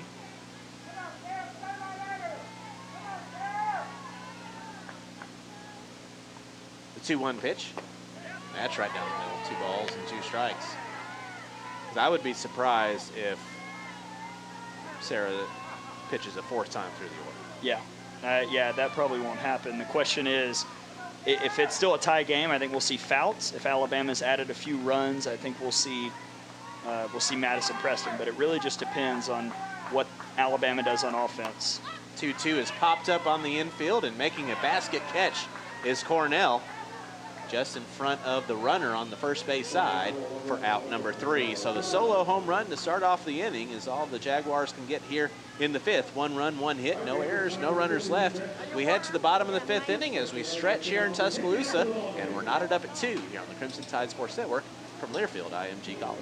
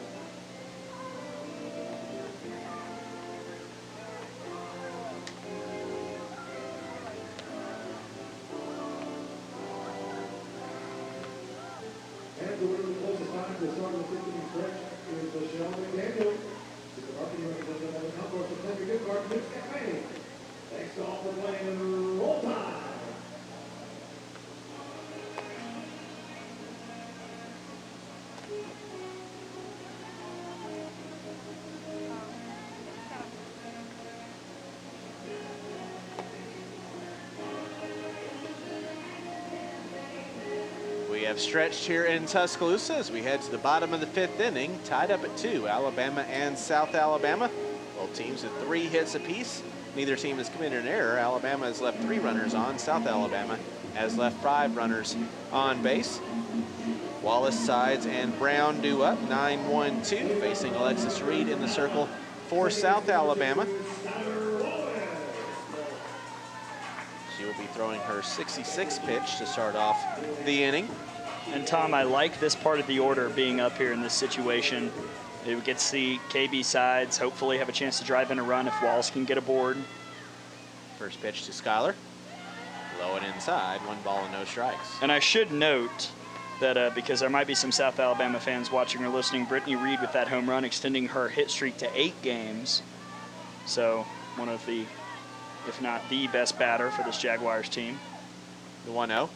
High and tight, almost hits Wallace.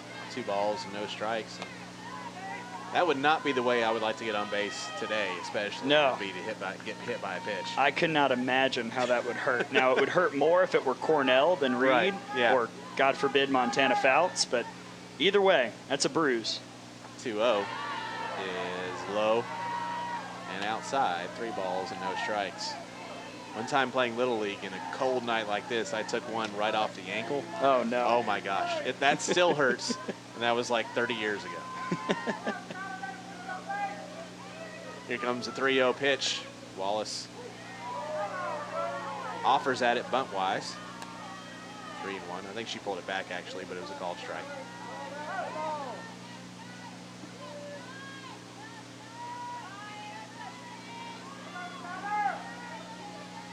The 3-1. And that one is driven to center field. That's going to fall for a base hit all the way to the wall in the gap. Rounding second, but going to stay there is Wallace. And that's a leadoff double to start things off here in the bottom of the 5th inning by Schuyler Wallace. How about a 4th double this year for the freshman? And again, a great start. I mean, Alabama has, as we said, responded 8 times this year when opponents have scored. They've responded in the next half inning 8 times. That's out of 17 or 18 based on the quick math that I did in that first inning. And now, exactly what you want with KB Side. She's going to hit for power and have a chance to drive in Schuyler Wallace. First pitch to KB, off speed, floats in for a called strike. No balls and 1 strike now on the sophomore from Dora, who is 0 for 2 with the ground out and the fly out so far here today. Just feels like it's been a while since she's had a hit. The 0-1, high, 1 ball, 1 strike. Crimson Classic Sides was 1 for 10, did have an RBI. And did have those 2 long shots against UAB. Right. But this would be a good chance to drive in a run. The 1-1 pitch is fouled off, and it will get out of play. Ball and 2 strikes now. Wind has died down some. The breeze there is still blowing out to right field, but not gusting as hard as it was earlier today. The 1-2 is in the dirt. Blocked by Stevens behind the plate. Now moves to 2 balls and 2 strikes. A good block by Stevens because we've seen Patrick Murphy be aggressive. Had that squirreled away just a bit. I would not have been shocked to see him send Wallace to try and get her to third. The 2-2 pitch. And that one is a ground ball to second. Underhand throw will be just in time from Mayo to get Sides, but another productive out by Alabama here in the first, or for 1 out here in the bottom of the 5th inning, moving the runner to third. Now you get a couple of opportunities to get her home and get the lead back. Yeah, again, productive out. That's what you wanted. Now, strategy session here with Alyssa Brown. What do you do? Do you let her try and hit away? We're seeing the infield come in a bit. Do you maybe, draw up a bunt here down the first base line and see if that works out? A lot of maneuvers to do with Alyssa Brown. First pitch, Brown takes it a bit high. 1 ball, no strikes. Ideally, she drives in a run or gets walked, Right. and then steals, and then you've got Tao up with runners on second and third. The 1-0. That's in there for a strike, 1-1.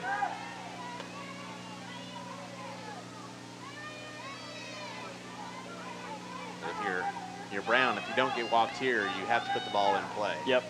And it's got to be down the right side. Anything down the left, and there's no shot for Wallace to score. 1-1, and that's a chopper to short, and Wallace will take off.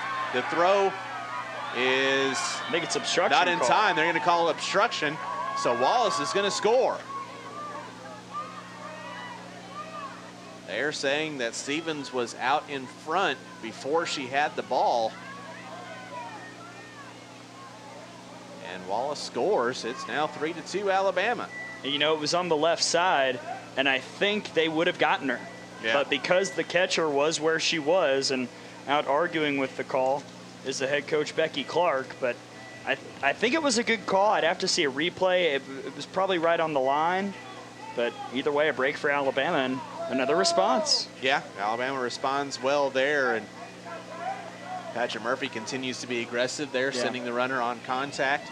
I will say he's probably not thrilled with what Alyssa Brown did, because 9 times out of 10, that shouldn't be. Well, I know that the call was either get a hit or hit it out to the right, and you know, made it a bit dicey, but Brown got the job done. And now we'll see her steal, I'm sure, either on this pitch or the next. Kaylee Tao steps in, and here comes the first pitch. It's high. Brown does take off, and she will steal second ahead of the throw. So Alyssa Brown now 17 of 18 stolen bases this year. As a team, Alabama has now stolen 49 bases out of 52 attempts. Yes, and that is second in the conference. Ole Miss has 50, so that's the top two. 1-0 to Tao, floats in for a called strike, 1 ball and 1 strike. 3-2 Alabama, the RBI fielder's choice for Alyssa Brown. Brings home Skylar Wallace on an obstruction call. And I'll add, next up is Auburn with 37, so a wide gap in stolen bases. 1-1 is inside, and the ball gets away from Stevens for a moment, which is enough for Alyssa Brown to take off and take third. Say that ball was a pitch was a high and tight ball to Tao, and Stevens wasn't able to catch it cleanly, and Brown took off. When you're a green light girl, you can go. And Alyssa Brown has the greenest of lights. Didn't get far away, but she didn't need much of a window. 2-1 to Tao, drops in for a called strike, and the count moves to 2 balls and 2 strikes.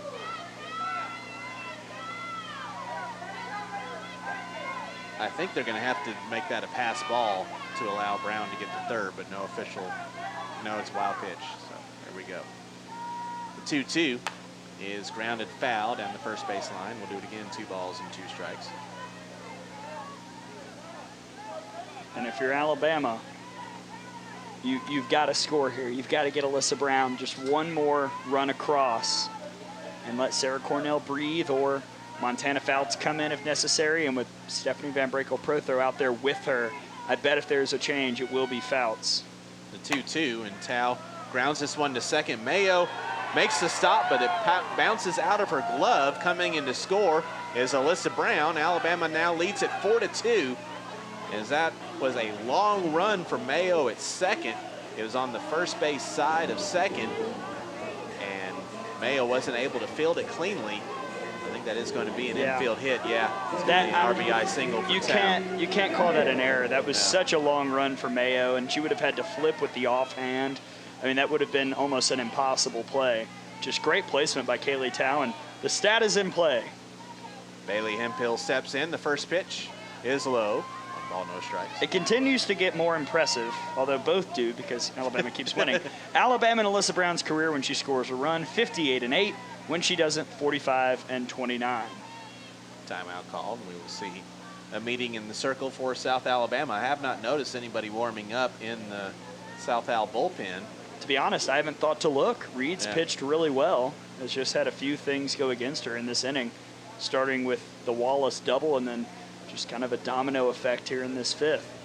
But Kaylee Tao now with a Tuscaloosa Toyota RBI on the year. Tao now with 19 runs driven in.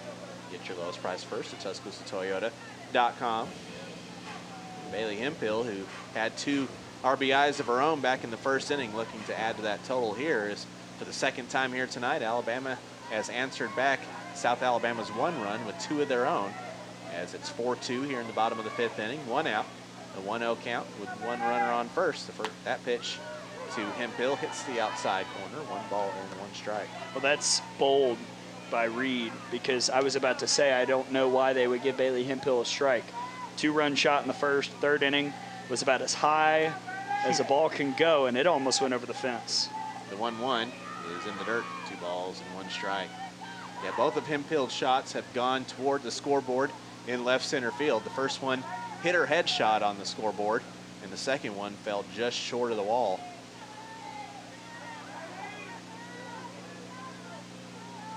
The 2-1 pitch in there for a strike, 2-2. And Bailey Hempill just did the, oh no, I should have swung at that, drop and knee twinge, because she knew she had that tracked, but just slightly too late. She was ready to park that one. Now the 2-2. Bailey takes it low and outside. The count is full, 3 balls and 2 strikes.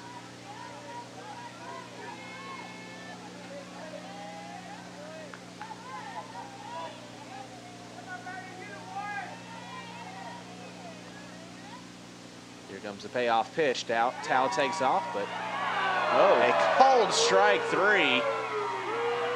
Bailey Hempill had already dropped the bat and was heading down toward first base when the strikeout call was made by Scott Mayer for as tight of the strike zone as it's been all game long.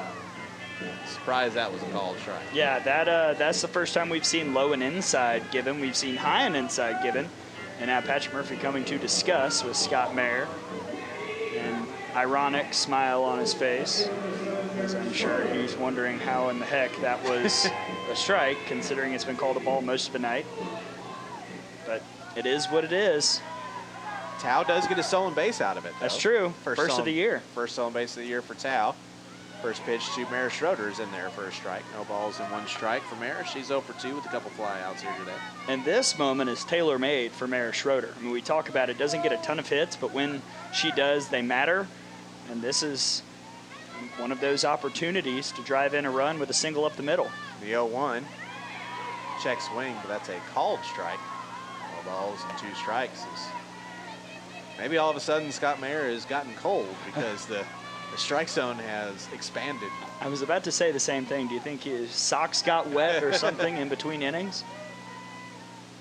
The 2-2, excuse me, the 0-2 misses low. 1 ball, 2 strikes. We'll do a Cook's Pest Control scoreboard update around the SEC. Final, LSU beats Northwestern State 10-3, and Mississippi State beats UT Martin 9-1. A couple more SEC games tomorrow. The 1-2 is fouled off. Staying alive, 1 ball, 2 strikes. Tomorrow, South Carolina hosts Winthrop. Georgia goes to Georgia Tech. Should be interesting. Georgia Tech is looking better with Morgan Bruce in the circle. Ole Miss hosting Austin Peay. A&M hosting UT Arlington. And the game here, of course. A busier day in the SEC tomorrow. The 1-2, check swing on 1 high and tight. She did not go. Now they're last down, and Bradley Newton agrees with the ball call. Also, in terms of around the country, Oklahoma beat McNeese 6-1, and Texas Tech swept a doubleheader with UTEP today. 2-2 is swung on and missed for strike 3, and that will do it for the Crimson Tide here in the bottom of the 5th inning. But the Tide answers back once again. South Alabama gets 1 in the top of the 5th. Alabama with 2 here in the bottom of the frame. For Alabama, 2 runs on 2 hits. There were no errors and 1 runner left on base. We move to the 6th inning. 4-2 Crimson. Head coach Patrick Murphy makes the AT&T call to the bullpen. Stay connected all season long with AT&T.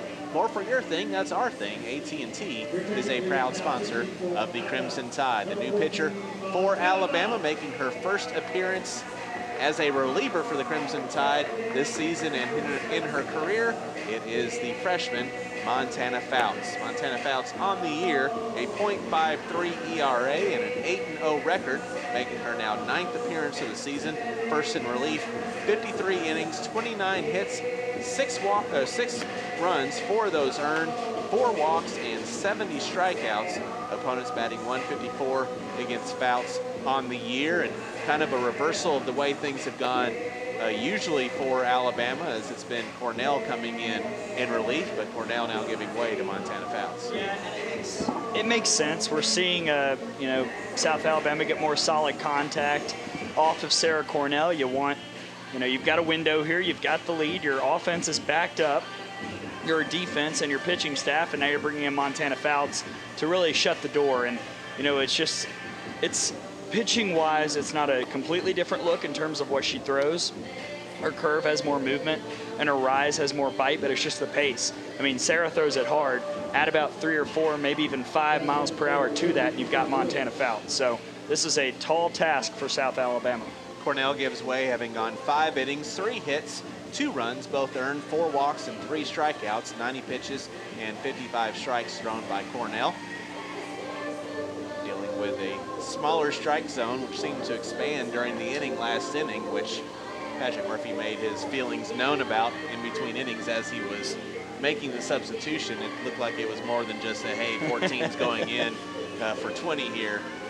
With the conversation he had with Scott Mayer. Well, we don't need it to be correct every single time. We'd like it, but we just need it to be consistent.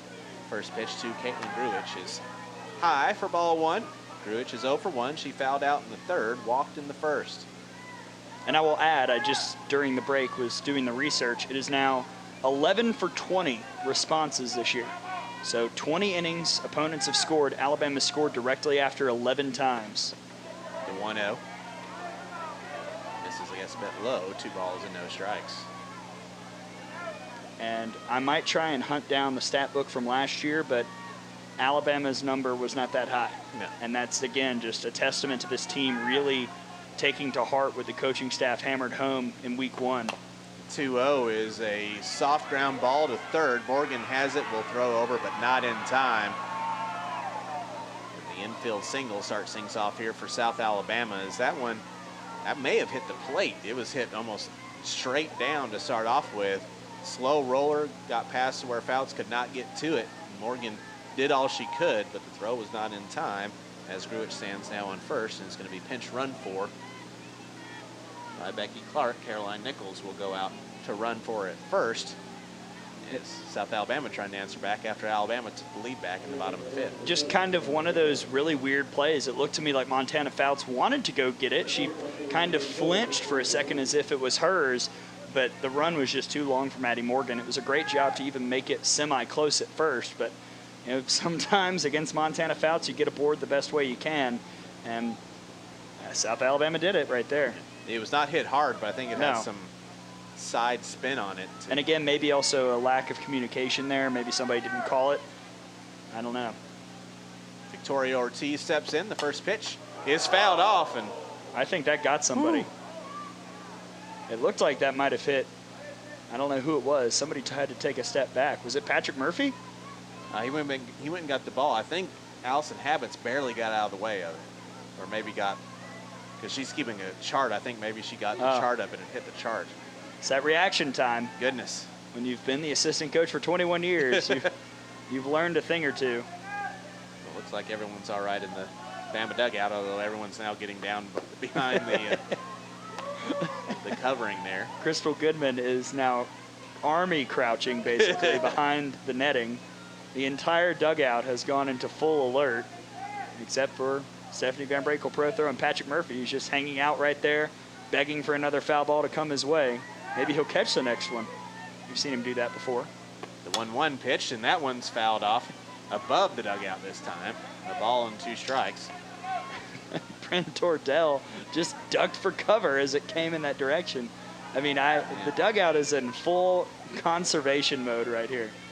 And that's not going to be, I think that should be just standard procedure. A lefty against Montana Fouts, assume they're going to be late. And they're going to send it to your way. That one is swung on and missed. 4 strike 3, and Ortiz upset herself for offering it that one because that was low and inside. There's now 1 out. Yeah, that low curve ball, one of the 2 or 3 ways that Montana Fouts can strike people out. Really great pitch, and Ortiz saw it coming probably when it looked like it was a strike, but by the time it was out of the zone, no shot. So 1 away, that brings up Taylor Stevens, the catcher. 0 for 2, the ground out and a pop out.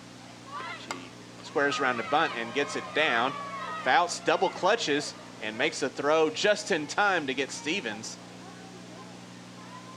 And I think the throw from Fouts brought the mitt from Skylar Wallace around, and I think that slapped her in the face. Yeah, you're exactly right. That's what happened. Montana Fouts, maybe the weather, I don't know, cold hands. It's hard to grab things sometimes, and she didn't have the ball the first go-round, but as much as I'm sure that did not feel good for Stevens, doing the job, productive out runner on second. That being said, though, she should thank Skylar Wallace for catching the ball, because I would rather get hit by the glove than by the throw from Montana Fouts, because that was coming in quite hot. And you knew it was because, you know, she probably had to rush a bit and added a little extra oomph to it. Dayla Gullidge will pinch hit now with 2 outs for Savannah Mayo. First pitch. Gullidge takes it for a called strike. No balls and 1 strike. Gullidge, a senior from Dothan. Hitting .286, 8 of 28 with 8 runs scored, 2 doubles, 2 homers, and 13 runs driven in. Does have a career home run in this building against Alabama a couple years ago. The 0-1, low and away, 1 ball, 1 strike. Well, we saw the numbers, the stats for Mayo, despite her walk, struggling at the plate. So not a surprise to see Becky Clark go to the bench here. The 1-1, low and inside, 2 balls and 1 strike. Especially considering Gullidge has the 13 runs driven in today and has been an RBI producer in the past. Yeah, and look at the OBP. I mean, 524 this year. That's very impressive. So even if she can't get a hit here and drive in a run, you've got somebody aboard if she can draw a walk. 2-1 is fouled off. Count moves to 2-2. Although obviously a gigantic if with Montana Fouts in the circle. I mean, the SEC ranks, it's remarkable. Now first in ERA in the SEC, fifth in opponent batting average, 6th in innings pitched, 4th in Ks, 6th in runs allowed, 4th in earned runs allowed, and actually 4th in walks allowed. So just everywhere. The 2-2 is popped up, and it will get out of play up on top of the overhang. We'll do it again, 2 balls and 2 strikes. All that even more impressive considering that Fouts is a freshman. Yes, and considering who it's gone against. Yeah. I mean, a really great offensive team in Arizona. They've, I think, hit 35 home runs this year or something along those lines. As a team, Minnesota is certainly not lacking for bats.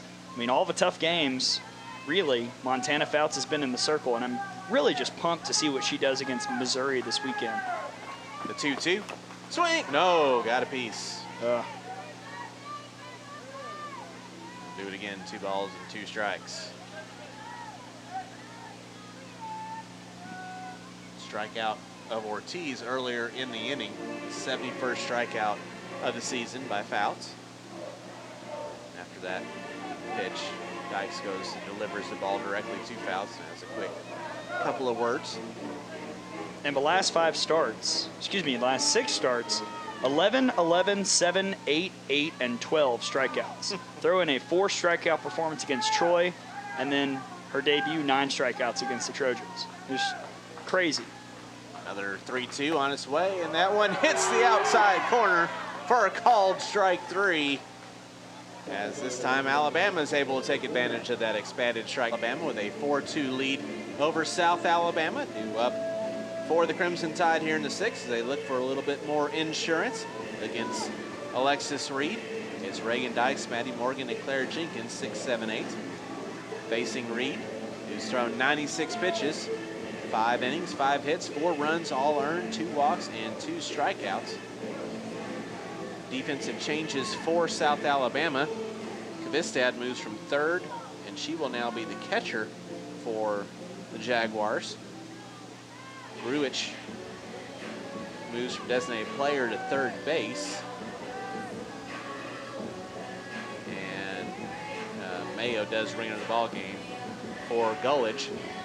So Ruich is now at 3rd, Kvistad catching.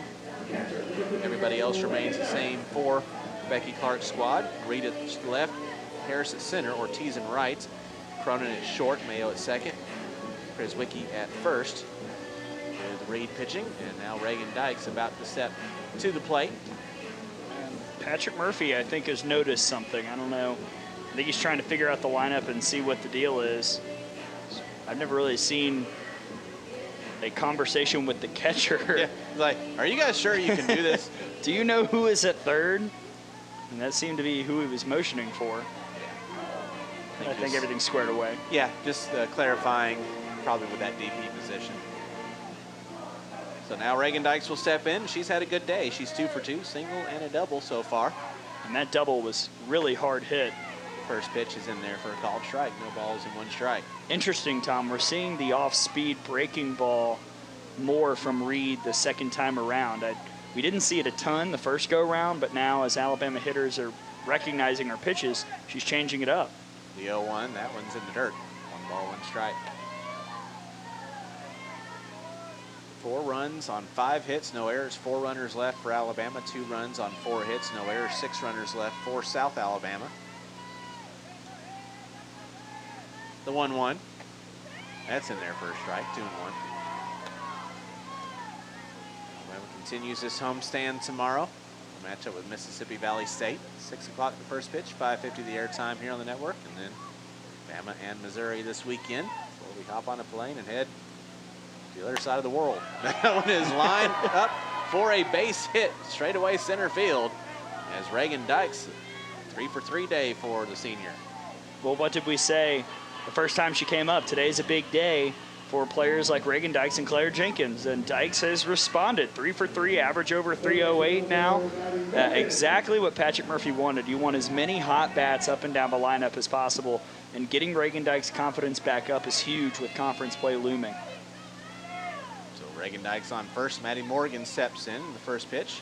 Morgan squares around to bunt and bunts this one down the first base line, and she is going to beat that one out. A perfectly placed drag bunt there by Maddie Morgan. Back-to-back singles for the Crimson Tide. Now have runners on first and second with nobody away. That was beautiful. I mean, so well done. Krizwicki, it was the only one that could come and get it, and by the time she was there, Maddie Morgan was safe. I said that her bunting was solid, but she was never going to beat it out.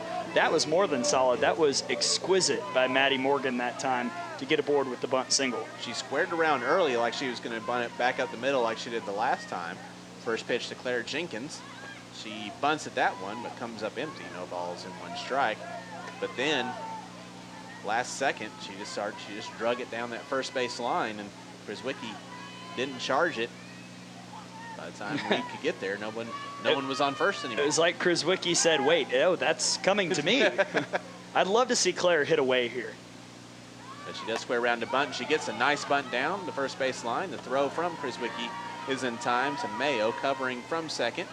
So the sacrifice bunt does move the runners both now into scoring position with 1 away. And Skylar Wallace stepping to the plate. I mean, it's a sacrifice. It's not going to hurt the average. It's not going to hurt the confidence. But I felt like that was a chance for Claire to maybe get a hit and drive in a run.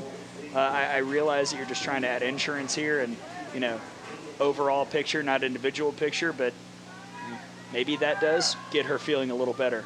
Skylar Wallace steps in, takes the first pitch low for ball 1. Wallace is 1 for 2, popped out in the second, and doubled and scored in the 5th.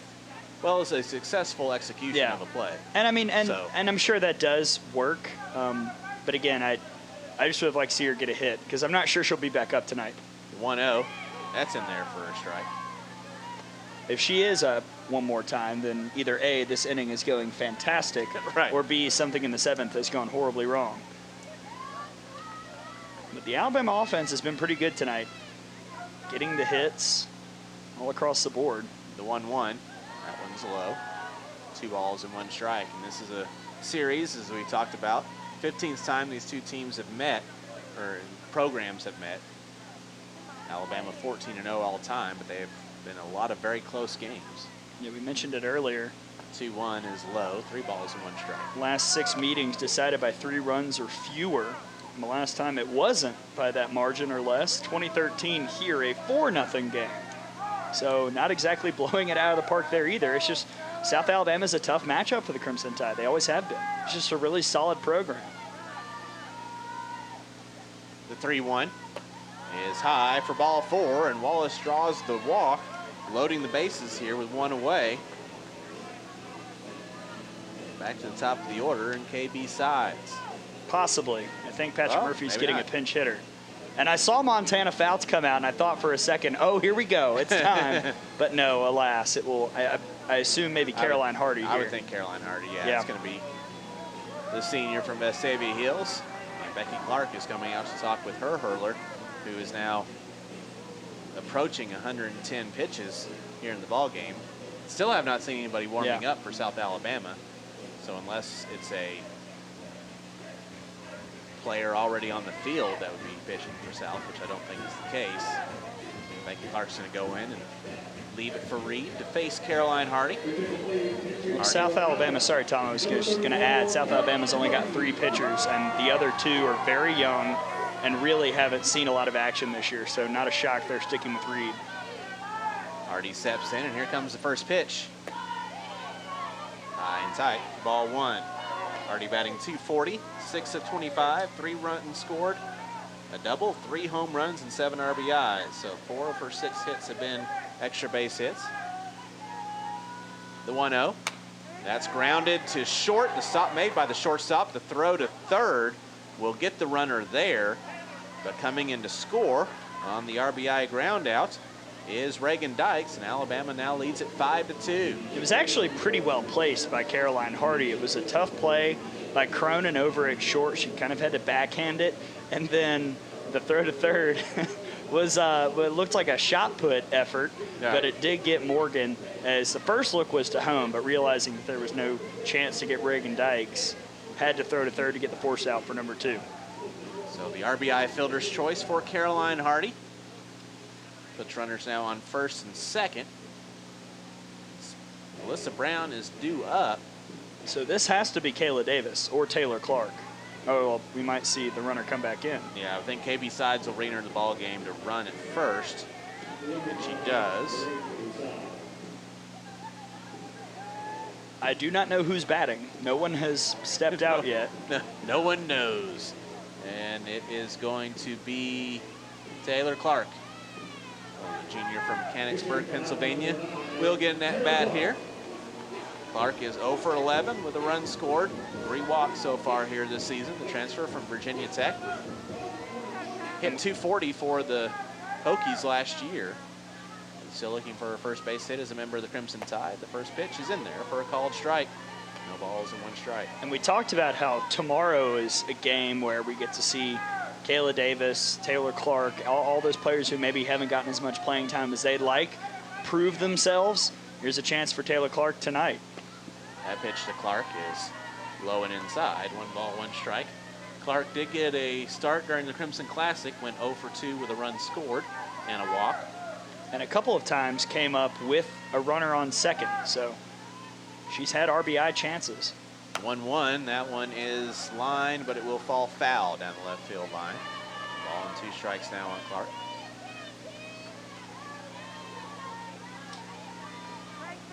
KB Sides on first. Skylar Wallace on second. So good speed on the base paths. If Clark can get one in the gap, it would likely clear the bases.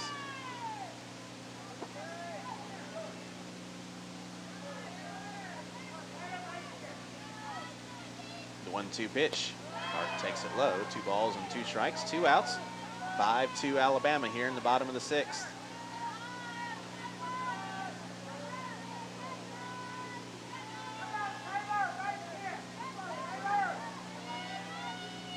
Now the 2-2 from Reed.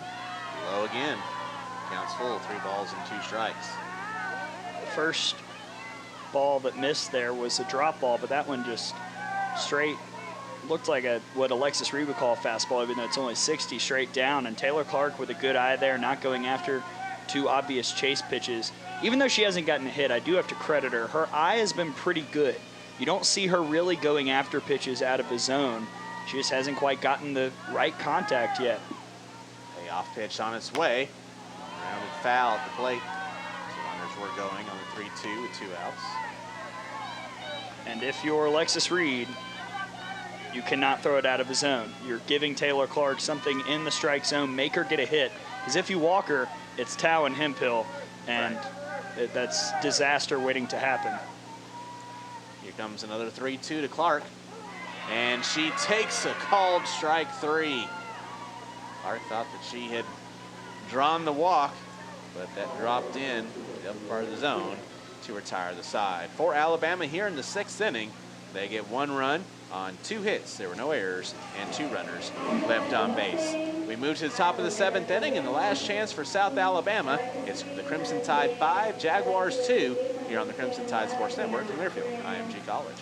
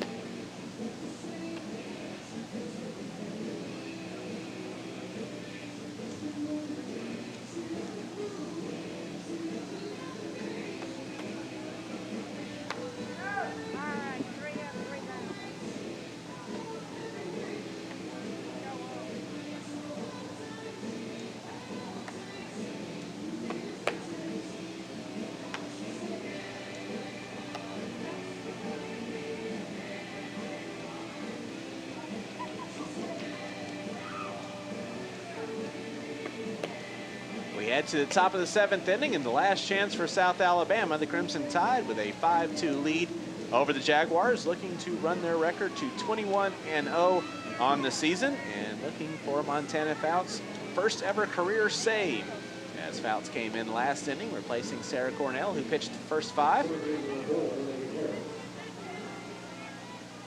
9-1-2 due up for the Jags. Harris, Reed, and Cronin. Harris steps in, and here comes the first pitch. High for ball 1. Harris, the center fielder, is 0 for 2 with a couple of ground outs. 5'8", a little taller than most slappers that you'll see. Transfer from Ole Miss. The 1-0. Then too high, 2 balls and no strikes. And if you are South Alabama and you want to try and pull off the upset or at least extend this game, Harris has to get on base. And that might seem like a tall task against Montana Fouts, but you want somebody on with the top of the order due up. 2-0, that's in there for a strike.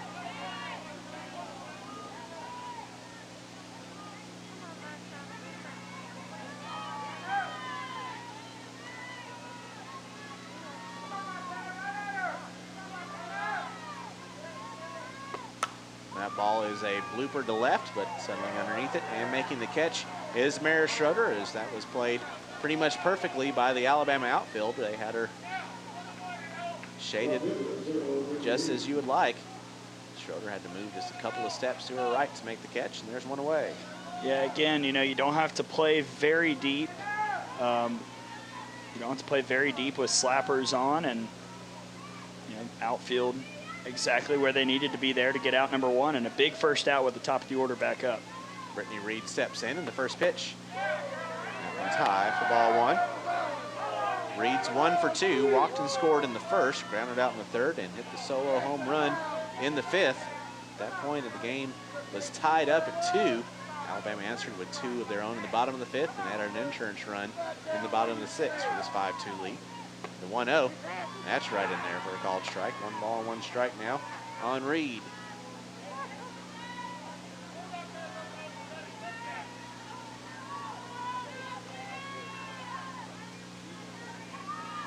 Reed from Kansas City, transfer from Kansas. The 1-1, grounded foul. Ball and 2 strikes. Well, after a weekend where Montana Fouts really did not look her best, which seems weird to say considering it was 2 11 strikeout games, she's looked pretty solid here, and that's exactly what Patrick Murphy wanted coming in, trying to get the save. Just looking really fresh. That ball is popped up in foul ground on third base side, it will get a row behind the Bama dugout. And we'll do it again, 1 ball and 2 strikes.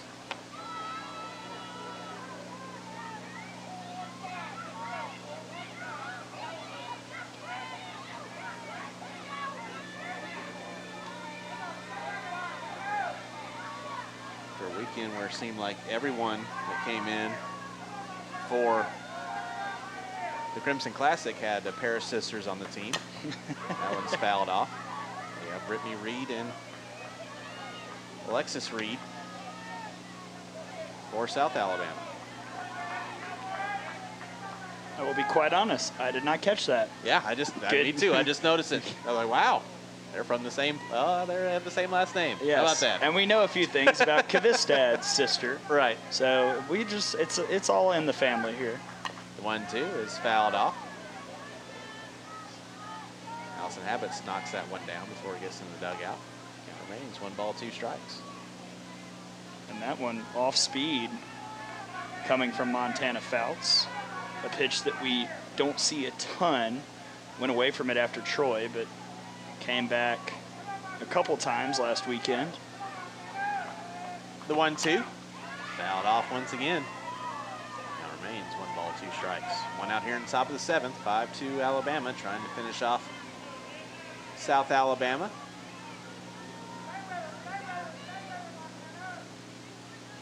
Fifth game of what is now a 9-game homestand after the Michigan State game on Sunday was rained out.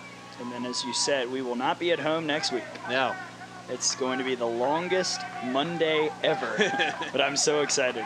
The 1-2 is swung on and missed for strike 3. And now South Alabama's down to their final out. And this is the shortstop, Kennedy Cronin. We will get on a bus, then get on a couple of planes. And that bus leaves at about what time, Tom? No, it'll be very early. Driving to Atlanta, because oddly enough, Birmingham does not fly direct to Hawaii. So we're going Atlanta, LAX, Honolulu. First pitch to Kennedy Cronin is in there for a called strike. No balls in 1 strike. Cronin's 0 for 3. Strike out, pop out, and fly out.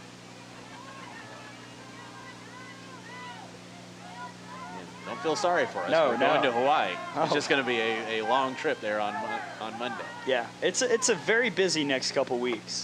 The 0-1 is fouled off, out of play, and now South Alabama's down to their final strike. We highlighted it a bit last week, but you've got the game tonight, game tomorrow, 3-game conference series this weekend, travel to Hawaii, 6 games in Hawaii, come back. I leave Wednesday for A&M. I think the team leaves Thursday, Right. 3-game road series, and then a midweek against Georgia Tech.